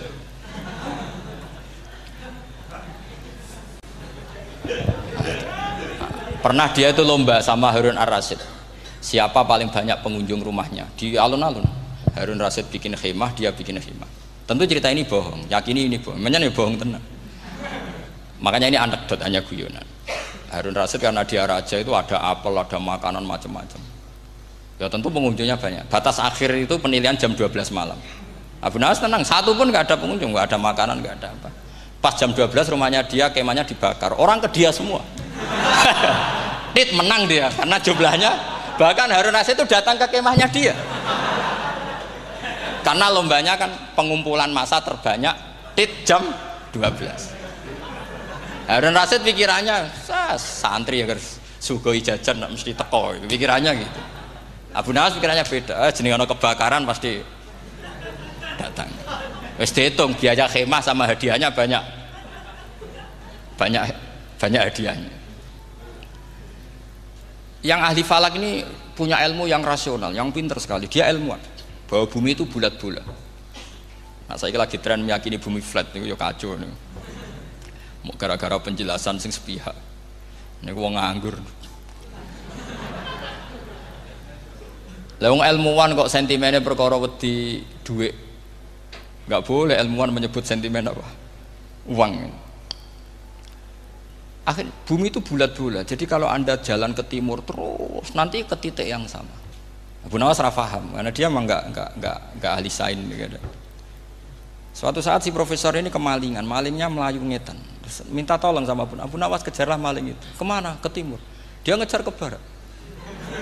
Ditanya sama profesor, saya udah bilang larinya maling itu ke timur, kalau kejar ke barat nanti ketemu di titik yang sama. Jadi, akhirnya profesornya ngerti, oh ngenyek tuh ya, kira itu. Jadi nah khawatir saya nanti kalau santri-santri tidak pinter ilmu terus pilihannya ilmu kayak Abu Nawas, jalan pintas tadi.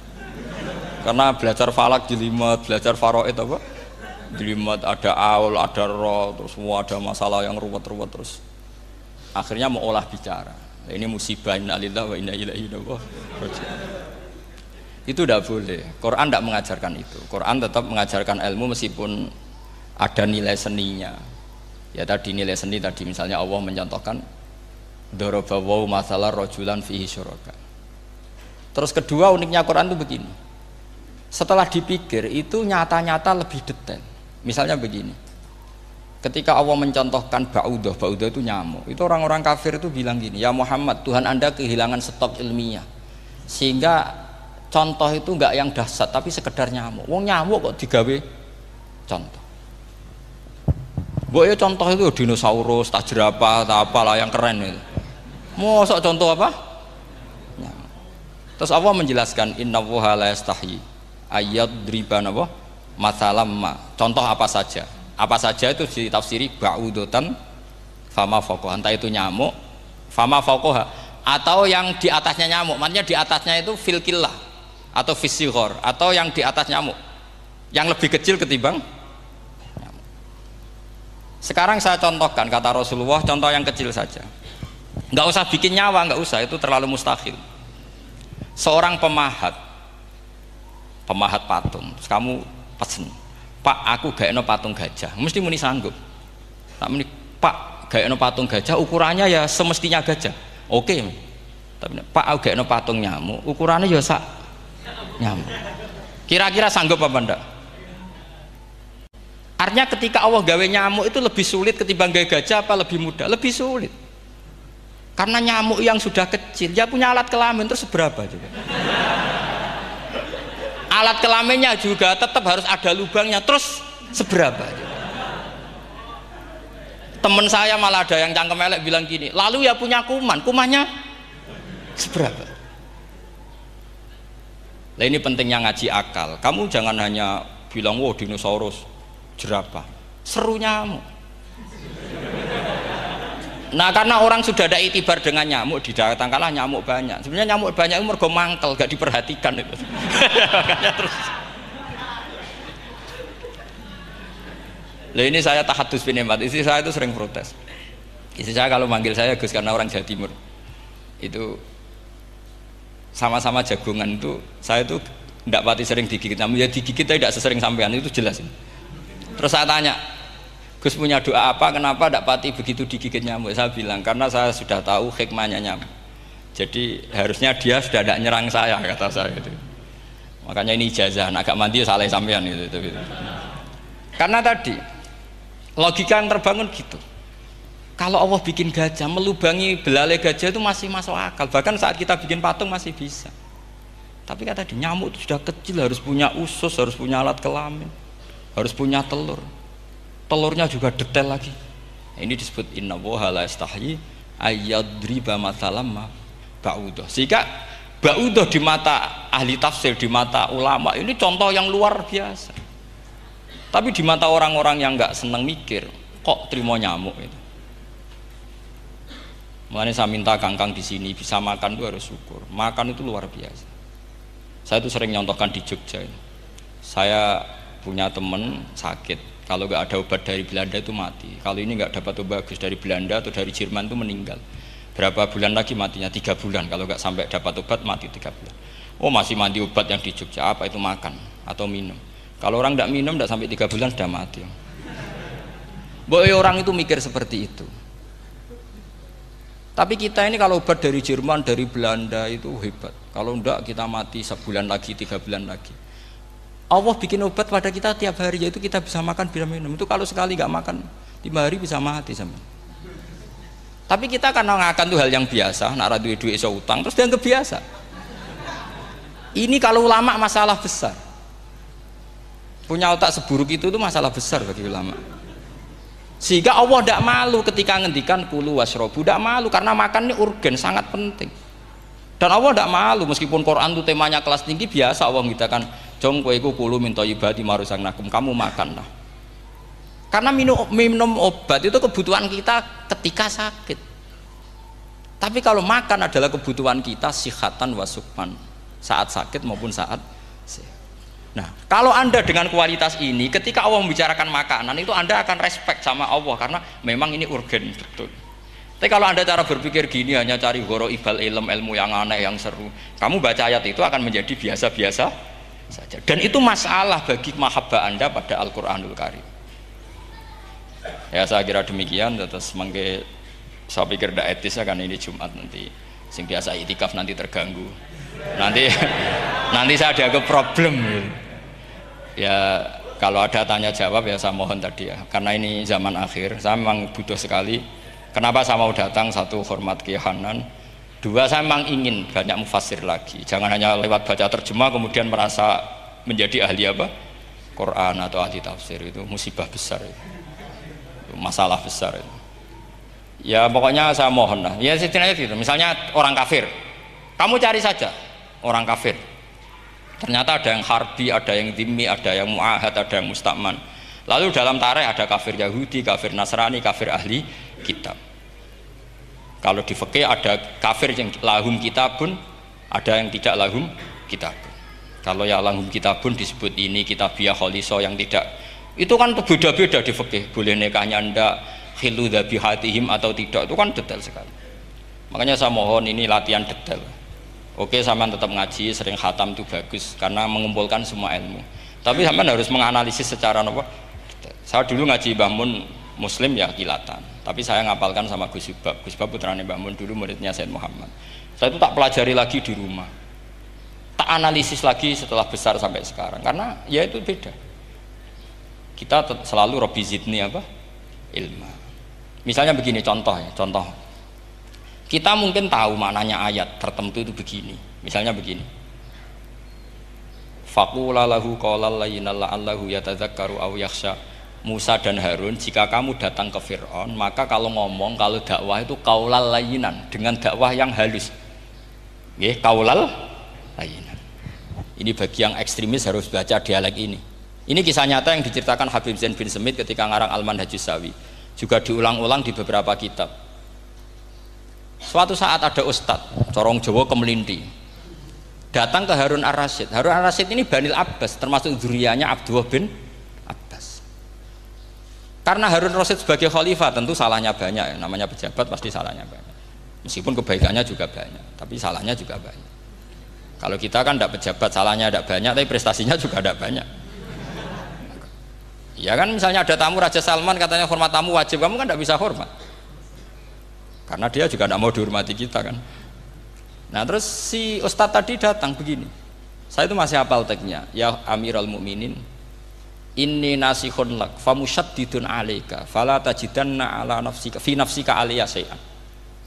Saya ini mau nasihati Anda, tapi saya maaf sekali karena nasihat saya ini kasar sekali. Musyaddid itu kasar, keras. Fala tajidanna fi nafsika aliyah syai'an, saya mohon jangan dimasukkan hati lah. Makanya terjemah bebasnya jangan masukkan hati. Katanya Harun Rasyid langsung marah. Uskut ya jahil, kamu itu ustadz bodoh. Kamu tidak boleh keras sama saya. Dia masih bantah, saya keras sama Anda karena Anda salahnya banyak. Terus apa kata Harun Ar-Rasyid? Inna wa ta'ala qad arsala man huwa khairum minka ila man huwa syarrum minni wa ma'adzalika qala ta'ala faqula lahu qaulal layyinan. Allah mengutus orang yang jelas lebih baik ketimbang kamu, yaitu Musa dan Harun. Musa dengan ustadz ini baik mana?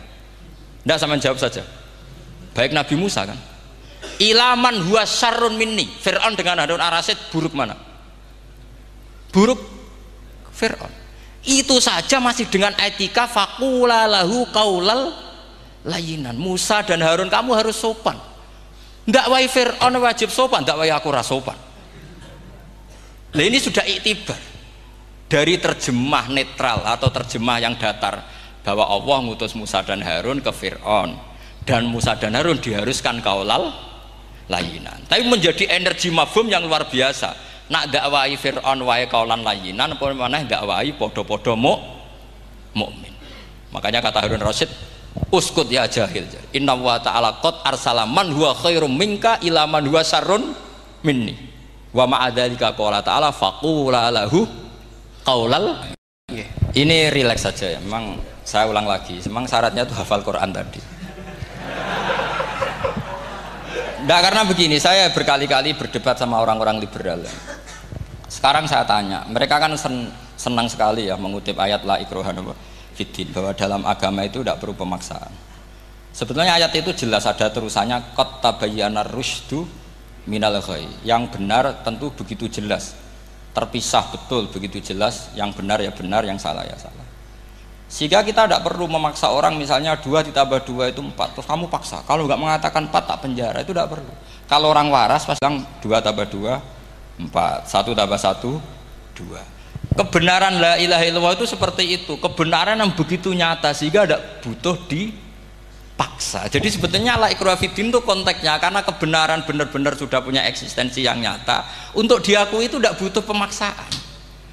Orang seluruh Indonesia akan bilang 1 tambah 1 itu 2, nggak usah diintimidasi nanti ditangkap Pak Gatot gitu. Ya tidak perlu. Makanya terusannya ayat. Lah repotnya sekarang santri-santri kalau pidato khitobiah di pondok-pondok ya diputus kayak orang liberal. La ikraha fiddin. Itu belum wakaf, masih qad tabayyana rusydu minal ghayy. Paham yang saya maksud ya? Sehingga kadang Nabi itu ngendikan secara ekstrim. Misalnya mangqala la ilaha illallah dakhalal jannah. Siapa yang meyakini la ilaha illallah nanti pasti masuk surga. Entah kapan pasti masuk surga. Kalau belum ya antri masih, tapi pasti lah. Terus Nabi sempat ngendikan, itu hadis sahih, wa in zana wa in saraka, meskipun pernah punya masa lalu, zana itu fi'il madhi, pernah punya masa lalu, pernah zina, pernah maling. Itu sampai 3 kali sahabat protes. Tapi saya berkali-kali ngomong di ngaji di Jogja, di Bojonegoro, di rumah ngomong, kebenaran yang absolut, kebenaran yang hakiki tidak bisa terganggu oleh perilaku sosial. Bukan masalah seakan-akan hadis ini membolehkan zina, itu tidak mungkin. Inna wa la ya'muru bil fahsya. Allah tidak akan nyuruh hal yang buruk. Tapi saya beri satu logika, satu analogi. Kalau rektor Al-Azhar kamu tanya 1 tambah 1 berapa Pak Rektor, pasti bilang 2. Kamu tanya Amrozi ya bilang 2. Kamu tanya Pak Ahok ya bilang 2. Kamu tanya Anies Baswedan ya bilang 2. Tanya Pak Nusron dia jawab 2. Sama, semuanya jawab 2. Karena kebenaran hakiki pasti absolut. Sekarang misalnya gini, ada ronte dari dulu Doli misalnya, kamu tanya Mbak 1 tambah 1 itu berapa, pasti bilang 2. Jangan kamu mentang-mentang imam masjid, saya tak jawab 3, saya kan imam masjid, masa sama dengan lonte? Tidak bisa, kebenaran absolut itu pasti sama. Mbok rektor Al-Azhar sama siapapun ya jawabnya sama. Paham yang saya maksud? Sebab itu kadang Nabi ngendikan wa'in itu la ilaha illallah itu kebenaran absolut, lebih absolut dibanding 1 ditambah 1 2. Sehingga kebenaran absolut la ilaha illallah itu nggak bisa terganggu oleh apapun. Paham yang maksud? Nah itu dimaksud qad tabayyana rusdu minal. Kita tanya rival politik, Pak Jokowi kamu tanya 1 apa 1 ya 2, Pak Prabowo ya bilang 2, bukan karena rival politik. Tadi Pak Jokowi jawab berapa? 2, ya udahlah 4. Tidak ada seperti itu. Nah, itu disebut qad tabayyana rusdu. Nah kembali ke ide tadi, ide bahwa wukuf boleh di mana saja, terus boleh tidak syawal, itu udah ide. Sebenarnya sampean mikir saja itu sudah kriminal. Berarti sampean ngapalkan pikiran salah ya. Karena kalau kita diskusikan itu lucu sekali, karena ya itu sudah begini loh kaidah khilaf itu. Saya kasih tahu. Walaysa kullu khilafin jaa mu'tabara illa khilafal ladzi hadzum minan nadhari. Tidak semua khilaf itu dianggap satu khilaf, satu perbedaan pendapat kalau kualitasnya nggak sama-sama mutu. Kalau yang satu nggak mutu itu nggak dianggap khilaf, nggak level. Itu tadi misalnya Imam Ghazali ngendikan begini, qala al-Ghazali gini-gini, pasti saingannya ya qala Nawawi atau qala Al-Qurtubi atau qala siapalah. Jangan qala al-Ghazali terus kamu saingi menurut Ustadz dari Solo, dari Jogja, wah ya udah level, masa Imam Ghazali disaingi.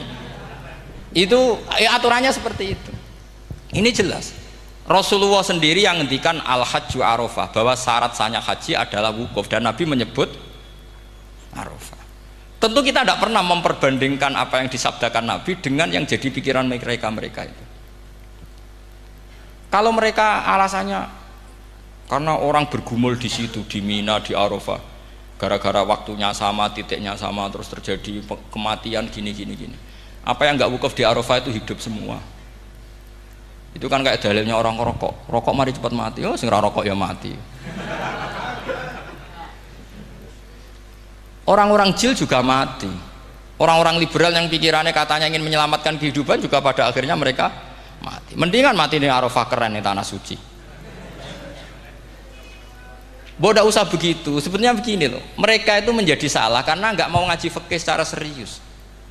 Saya itu menyesal sekali ya, kenapa sih orang wukuf itu kok dungani suwi barbar itu mang sakiliane. Boe donga iku yakin pangeran apian sediluk wis tetep dituruti, gitu aja gak usah lama-lama. Ya kata hikam kan gitu. Ngelingno pangeran ojo suwi-suwi, sing perlu dielingno sing iso lali. Pangeran iso lali kok amen mbok elingno wae kan gitu cara madzhab hikam. Makanya kata madzhab hikam kan gitu. Wa inna ma yunabbahu man yajuzu alaihil ikhfal, yang boleh diingatkan yang mungkin lupa. Tapi kalau masih ingat ya sudah tidak usah diingatkan lagi. Doa itu sekali saja. Saya ini termasuk korban kitab hikam. Loh, saya itu berkali-kali ke Mekah. Itu saya kalau dongo itu pertama di multazam berdoa. Itu saya sebagai santri ya pas di multazam ingin berdoa lagi. Tapi mesti spontan itu ingat hikam. Yang boleh diingatkan yang mungkin lupa. Akhirnya bilang ya sudah tadi Gusti, ya gitu dok.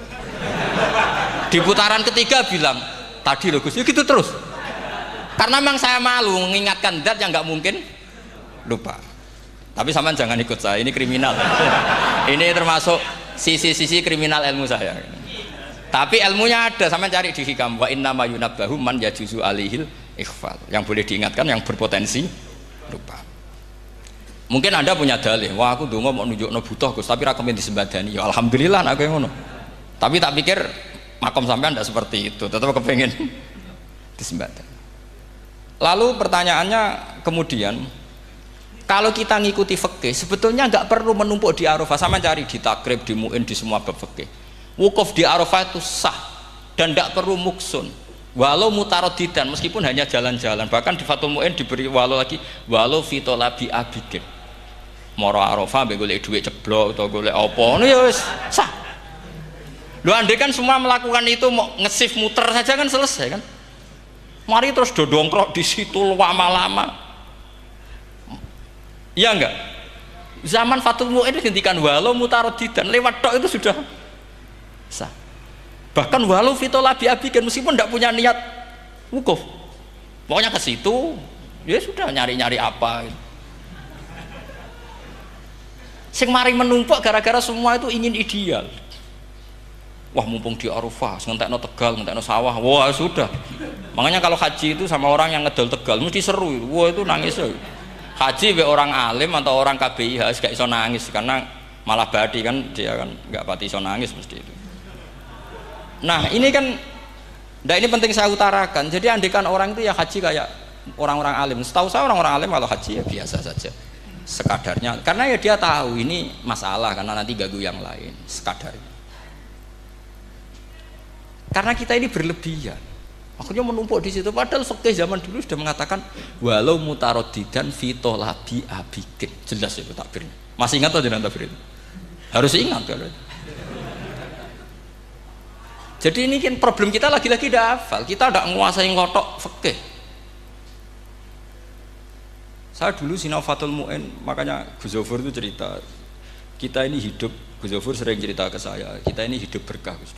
Zaman saya jenengan itu rata-rata teman-teman Fathul Mu'in itu setengah hafal i'anah. Ya karena kompetitornya ya baik, peminatnya ya baik. Dulu saking senengnya Gus Naji sama ilmu itu, beliau pernah ikut Fathul Mu'in era saya. Padahal sudah dari Mekah lama. Saking senengnya ilmu. Jadi kita dulu biasa diskusi dengan Gus Naji, dengan Gus Zofur karena saking senengnya ilmu. Ya itu tadi. Karena memang ilmu itu asik. Tapi kita ini belajar fikih itu tidak seperti itu. Kita sudah kayak, ya sudah kayak orang-orang yang nggak mau fikih. Wong nak ndonga ning Arafah gini-gini terus, ya hanya gitu-gitu dok. Tidak mikir kalau ganggu orang lain itu begini juga dipikir. Itu satu. Jadi menurut saya, sampai jangan pernah terlintas bahwa pendapat jil atau apa saja itu pendapat. Walaysa kullu khilafin ja'a mu'tabaro illa khilafal ladzi haddu minan nadhari. Tidak semua khilaf itu kita hitung khilaf kecuali yang kualitasnya sama. Kecuali begini kualitasnya agak sama. Misalnya sholat jenazah. Sholat jenazah itu trennya kan mayit di depan, terus imamnya itu di belakang. Nah itu boleh, ada ulama mengatakan nggak apa-apa. Sholat jenazahnya di depan, mayit imamnya di jenazahnya di belakang, imamnya di depan. Meskipun itu tidak lazim, tapi masih masuk akal. Itu tadi fa'innal janazah laisat bimanzilatil imam. Piye jenazah ora imam wajib kok ngarep. Alasannya apa? Loh itu tidak orang liberal, itu kitab Mahalil. Kaul awal jenazah harus di depan, kaul sani tidak harus. Piye jenazah itu tidak imam. Coba alasannya di depan apa? Dia tidak imam. Kalau seperti itu masih khilaf karena sama-sama ulama. Dan khilaf ini dipraktekkan, tapi jangan di sini loh ya, ini jadi fitnah. Saman tak cerita nih, saman kalau haji itu tiap ba'dal maktubah ada sholat jenazah enggak saman jawab saja. Yang pernah haji, tiap maktubah kan ada sholat jenazah. Itu jenazahnya di depan apa di kamar mayat? Loh, itu bukan goib loh, orangnya masih belum dikubur. Enggak saman jawab saja. Di kamar mayat, tidak semuanya dibawa ke depan. Artinya ada konteks tertentu, mungkin kauliku yono gunane dalam konteks Mekah karena orangnya banyak sibuk, ora kober gawa napa? Jenazah. Tapi dalam konteks Indonesia ya suul adab. Wong keren pisan kok ngarepe kok ora oleh gitu. Jadi ya kalau kiai kan biasa kok ngarep keren. Misalnya jenazah wong awam kesempatan sak ngarepe kiai yo pas mati kowe kok ora oleh gitu. Jadi cara kula itu kan. Lah iya misalnya ana wong awam goblok mati. Jenazah dak kok nguri. Dadi yo apa dadi ngarepe kiai pisan kok ora oleh gitu loh. Jadi menurut saya itu. Tapi kalau kamu mengatakan ini fardhu ain, kalau enggak di depan enggak salah, alasan Anda apa? Ini itu udah imam. Sing wajib di depan kita ini kalau imam. Lah seperti itu khilaf, ini cerita khilaf. mutu, alasannya sama-sama mutu. Qailnya yang punya pendapat ya sama-sama mutu karena diceritakan kita Mahalli. Dan dipraktekkan di Arab Saudi, yaitu banyak jenazah di kamar mayat tetap sholat apa? Jenazah gaib. Itu pernah saya praktekkan, tapi sekali itu saja, mungkin tidak terulang. Pas kemarin Banafe Hajin, Banafe itu dekat jenazah itu tidak mungkin, banyak sekali. Gak sholat itu bengi-bengi tak anteni nganti jam loro, dan saya akrab sama beliau, sering guyon sama saya. Sebelum meninggal tuh berkali-kali ya, masih keluarga sama saya, jadi sering guyon. Dulu sering guyon sama saya. Ya aku sebenarnya tenanan ini ya, sering ngandani saya gitu. Saya nggak ngira kalau mau wafat. Akhirnya saya itu ke masjid sama anak saya namanya Hasan. Aku nyelati Banafe. Pak kok nggak di depannya? Ya sudah, ini darurat. Karena nggak mungkin mendekat beliau. Jadi ya itu tadi buktinya sholat gaib. Sholat gaib juga misalnya orang Kediri boleh nggak nyolati orang yang mati di NTT yang lebih timur, boleh nggak? Boleh, padahal mayatnya di belakang karena memang tidak imam. Lah kalau seperti itu khilaf, ini cerita kalau seperti itu khilaf, meskipun agak-agak kontroversi tapi kualitasnya masih waras lah, masih bagus. Sampai kalau nggak percaya cari di Mahalli di bab jenazah. Kalau Mahallinya ada di Qalyubi, tapi jelas saya yakin itu ada. Saya tidak donan yakin ya. Kalau ini mulang, ya mulang terus tidak punya masalah ingatan. Jadi ingat betul kalau takbir itu ada. Gitu. Jadi saya ingat betul kalau takbir itu ada. Nah terus pertanyaan kedua dari Kang Anwar tadi itu memang problem ya. Tapi itu bisa diatasi lewat seni menulis. Biasanya kalau seorang penulis, apalagi di Indonesia itu kan gampang sekali. Kalau kata itu bisa bias atau majas, kan bisa dikasih tanda kutip, dikasih tanda apa? Kutip. Itu memang nyata ya. Saya pernah berdebat berkali-kali. Saya kan satu tim ya dengan Pak Zaini, dia seorang profesor, juga pernah tanya Gus Wafi, putrane Mbah Mun saat di Syria. Zaman itu saya Ramdan Al-Ghouti masih hidup. Saya itu punya komunitas dokter. Ini cerita nyata ya. Yang dia tanya gini, Pak Bahak, kita ini ahli embriologi. Dan tidak pernah ada ceritanya ada segumpal darah dalam proses embriologi. Yang ada itu sekian zigot yang berhasil nempel di dinding rahim itu nanti yang jadi janin. Jadi kalau kita ngaji ada segumpal darah itu menjadi aneh bagi kita karena proses itu tidak ada. Ya saya jawab ya enteng saja. Ya kan yang bilang segumpal darah itu kiai kan tidak Quran. Makanya benar Kang Anwar tadi yang ngomong itu mufasirnya atau kiainya yang terjemah. Kalau Quran hanya bilang min alakin. Iqra bismi rabbikal ladzi khalaq khalaqal insana min alaq. Alaq itu kan dari kata alaqa ya'liqu alaqon, sesuatu yang nempel itu namanya alaqah. Makanya di Alfiyah ada wa ulqatun hasilatun, ulqah itu sesuatu yang terkait atau yang menempel. Sehingga ya pokoknya kalau alaq itu artinya tidak harus segumpal darah, bisa sesuatu yang menempel. Sama cari di kamus, dicari sama dia kamus. Aliqa ya'liqu menempel. Oh, ya oke Pak, enggak masalah.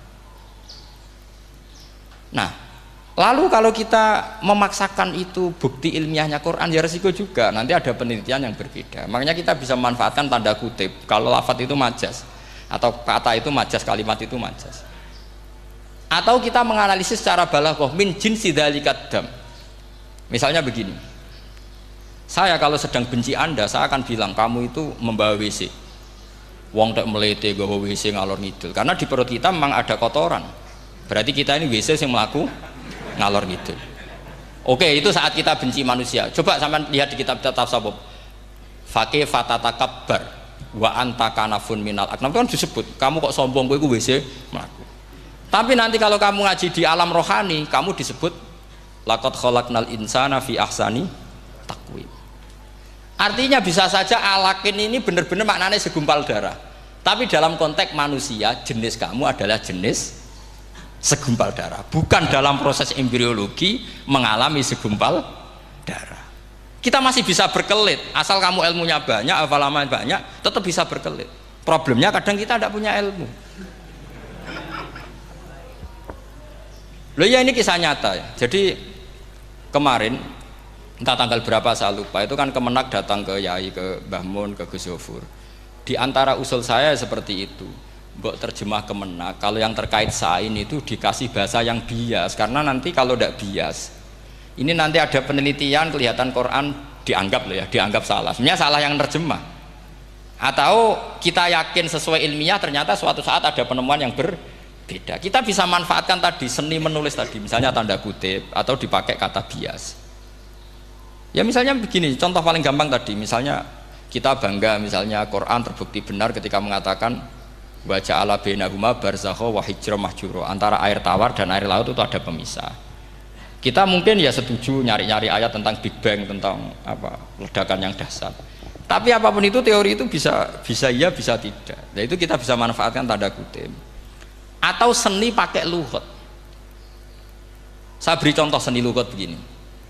Keyakinan santri yang di sini, yang di kewagian sini. Makhluk itu yang terkenal kan 3. Manusia, jin, terus setan. Sudah kan 3 itu. Keyakinan sampean manusia dengan jin sama apa enggak? Beda kan, katanya beda. Terus jin dengan setan itu beda apa sama? Enggak, sampean jawab. Beda, rata-rata santri fikih bilang beda karena jin itu bisa mukallaf, bisa sholat, bisa enggak. Kalau setan pasti enggak sholat. Tapi pecinta orang sholat dia, kalau orang sholat datang penggemar dia, mau ganggu gitu.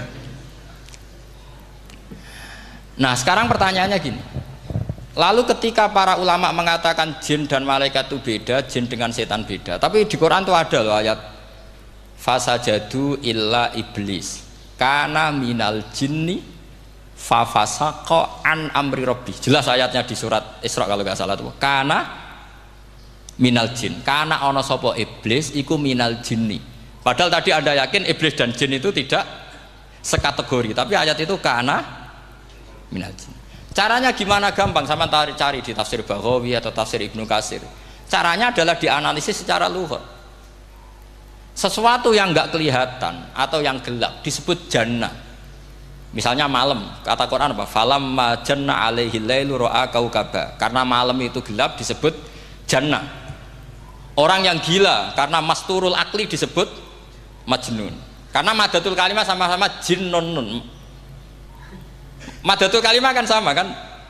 Jim nun musyaddad berarti jim nun nun. Saya ulang lagi ya. Kalau malam disebut falam majana alaihi lailu. Kalau orang masturul akli disebut majnun. Orang dalam kandungan disebut janin. Kullu dzalika yusamma bidzalik li'annahu mastur. Semua dinamakan itu karena mastur tidak kelihatan. Nah, sekarang sampai tak tanya, iblis itu kelihatan apa enggak?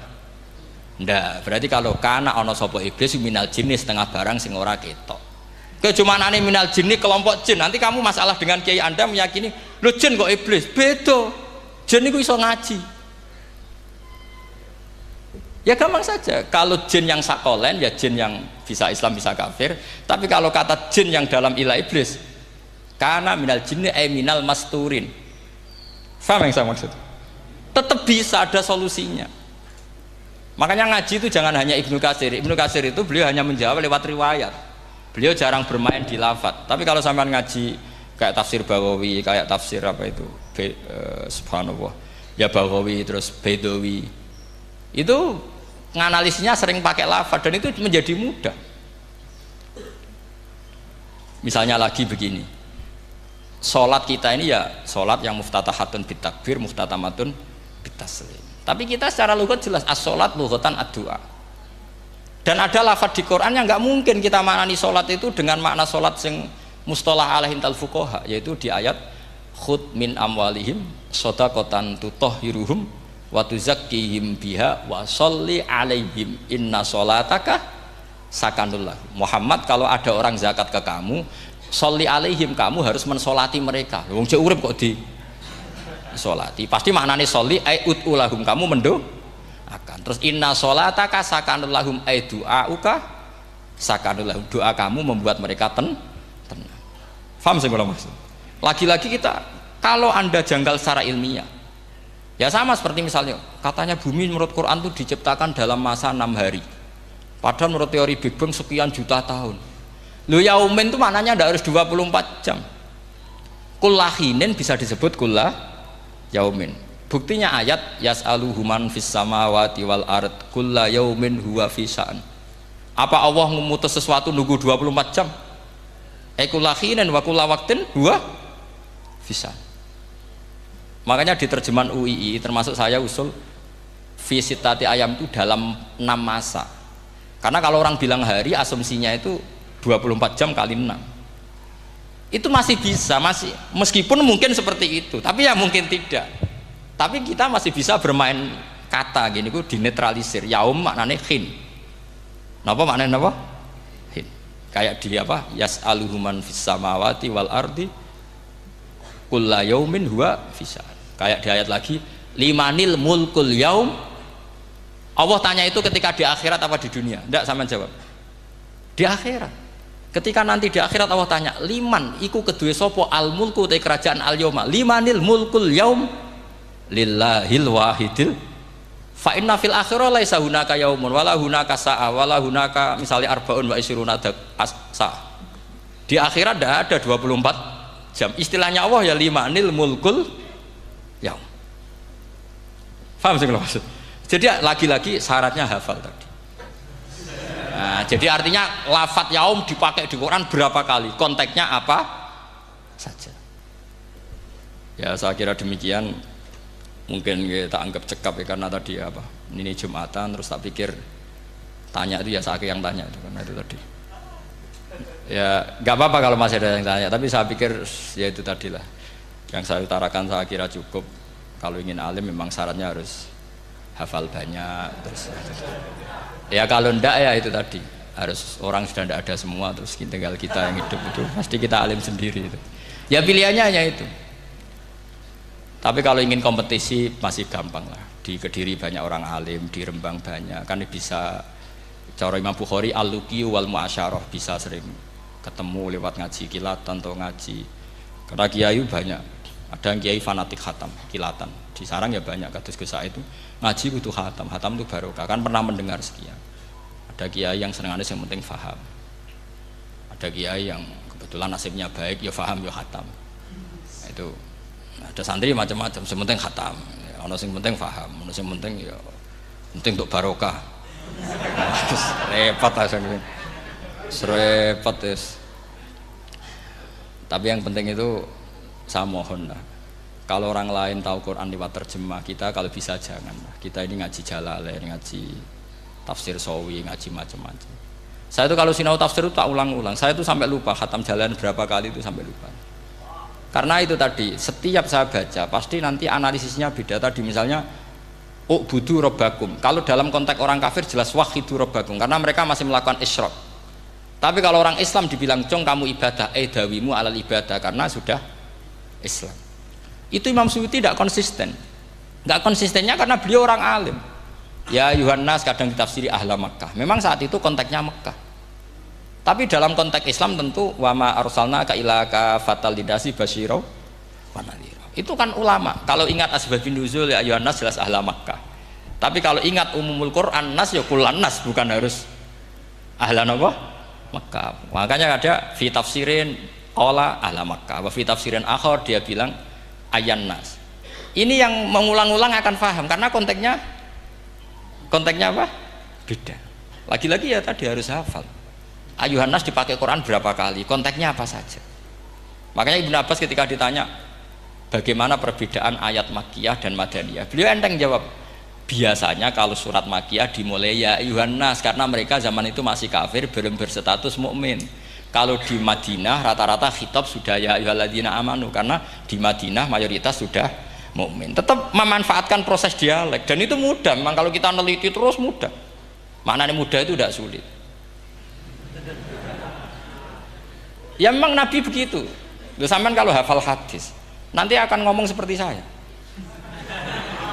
Loh, itu otomatis. Mestinya begini, Nabi itu ditanya, ya Rasulullah, dulani ala amalin gini-gini terus terakhir dia yudkhilunil jannah yang bisa masukkan saya ke surga. Nabi jawabnya itu, inna dzalika yasir, itu gampang. Tapi terusannya yang enggak nguati alaman yassarahu wah. Oh itu gampang dong bagi wong sing digampangno pangeran. Orang kata Nabi, wah ini sulit, enggak semua orang masuk surga. Nabi jawabnya inna dzalika yasir, itu gampang. Tapi terusannya alaman yassarahu wah. Iya mengen Quran adatnya ya gitu. Inna dzalika ala wahi yasir. Ya itu gampang. Bukan berarti kita nyepelekno ndak, memang ya itu tadi. Sesuatu sulit itu kalau kita tidak tahu rumusnya, sebenarnya kita tahu, cuma tidak mau. Sampean tahu kalau rumus saya ingin alim tafsir harus hafal Quran, hafal hadis, pernah ngaji etkon, ngaji ini. Tahu, tapi kan nggak mau. Akhirnya mau takut tok, carane ngalim piye Gus? Asline ngerti, nak carane iku ngerti. Geleme sing raga. Nah, itu kan gitu. Ini kebetulan kenyek kan ngomong fakta biasa mawon, betul kenyek. Ya seperti kamu mau ke Jakarta kan jauh, tapi tetap gampang. Caranya beli tiket gini-gini ya kan gampang. Ya kalau ingin alim tafsir satu hafal Quran, dua minimal setengah hafal Jalalain. Nanti kalau Jalalain janggal, kamu ngaji Sawi karena banyak juga Jalalain yang diprotes sama Imam Sawi, dikritik. Itu kan wajar ya, sarah itu hanya membenarkan yang di matan ada masalah. Takrib kurang barokah, ya ada beberapa yang dibenarkan sarah. Kayak takrib ngendikan mabit bimina sunat apa wajib kalau di kitab Fathul Qorib. Sunat, disarah dibenarkan kalau yang benar itu wajib. Takrib bilang sholat jamaah itu sunat muakkadah, disarah dibenarkan itu fardu kifayah. Ya sama di Jalalain kadang ada masalah seperti itu. Imam Suyuti meyakini satu hal, sama sarah dibenarkan. Makanya ya Jalalain ya Sawi. Nanti setelah itu khatam semua, belajar tafsir Baghawi. Nanti kan alim sendiri. Apalagi di desa kamu tidak ada orang alim, wah hebat. Kak, kamu jangan hidup di sarang, di Lirboyo, di daerah-daerah, jangan hidup di Kuwagen, nyari daerah yang aman. Aman dari kontrol maksudnya. Tapi yang jelas itu jawab dulu mudah. Kalau kamu menjawab sulit, kualat neraka sama. Iya bagaimanapun Quran disifati Allah walaqad yassarnal Qur'ana lidzikri fahal mim mudzakir. Makanya saya tadi ngomong, kalau Anda hafal seperti saya, pasti cara ngomong kayak saya. Kita mau ngomong Quran sulit tidak mungkin. Kita ini ingat kalau Allah mensifati Quran walaqad yassarnal Qur'ana. Fakaifa wasafahu wa bil yusri wa anta taqulu bil usri. Bagaimana Allah mengatakan yusrun kemudian Anda mengatakan usr. Neraka sama Anda bantah pangeran. Atau gini, kalau terpaksa muni sulit Gus, tapi sementara ini pokoknya tambahi gitu lah, nanti ya masih sulit, tapi ya bisa saja tidak sulit. Karena tadi bukti kalau Quran mudah, orang kafir ketika dibacakan yang nangis banyak. Raja Najasyi sebelum Islam dibacakan surat oleh Ja'far bin Abi Thalib nangis. Inna hadza wa manazala ala Musa lamin miskatin wahidah. Ini dengan Taurat pasti dari pintu yang sama, dari nur yang sama. Miskat itu nur. Faham nangis sampai wa idza sami'u. Sami'u itu belum Islam loh ketika itu. Wa idza sami'u ma unzila ilar rasuli tara a'yunahum tafidu minad dam'i mimma arafu minal haq lagi yaquluna rabbana amanna. Artinya fahimu khina kanu fil kufr. Mereka faham ketika masih kafir. Karena muyassar, Quran itu muyassar. Faqih fala tafham. Wa anta tata'allam kutuba kadza wa kadza wa takhtimu kutuba kadza kadza. Kok ijek kadza. Lha ku antek kadzane. Ini bukan kritik, ini pelurusan. Sampeyan jangan sensitif kok cah wedok yang kandhani sensitif mutung. Ini pelurusan. Jelas Quran disifati walaqad yassarnal Qur'ana lidzikri fahal mim mudzakir. Dan itu nyata, saya ulang lagi itu nyata. Sampai yang saya ceritakan di makalah ini ada orang Bedui, ada seorang khotib khutbah, fawarabbis sama'i wal ardi innahu lahaqqum mitsama annakum tantikun. Arabinya tanya sama Pak Khotib, itu kan artinya kan demi Tuhannya langit dan bumi. Si Arabi tanya Pak Khotib, yang bikin murka Allah itu siapa? Kok sampai Allah terpaksa sumpah? Karena si Arabi tahu orang sampai sumpah itu pasti karena tersinggung. Kalau nggak tersinggung ngapain Anda sumpah? Dalam kehidupan sehari-hari kalau kita sampai sumpah itu karena tersinggung. Kita ditagih orang bisa, sesuk tak sahur, ditagih lagi bilang kita tak sahur. Nah, serap percaya banget, wallahi sesuk tak sahur. Kalau orang sumpah itu karena tersinggung. Ternyata betul. Sampai cek di Quran. Kalau Allah memulai surat dengan sumpah, pasti terusannya Allah itu duka atau marah karena sumpah.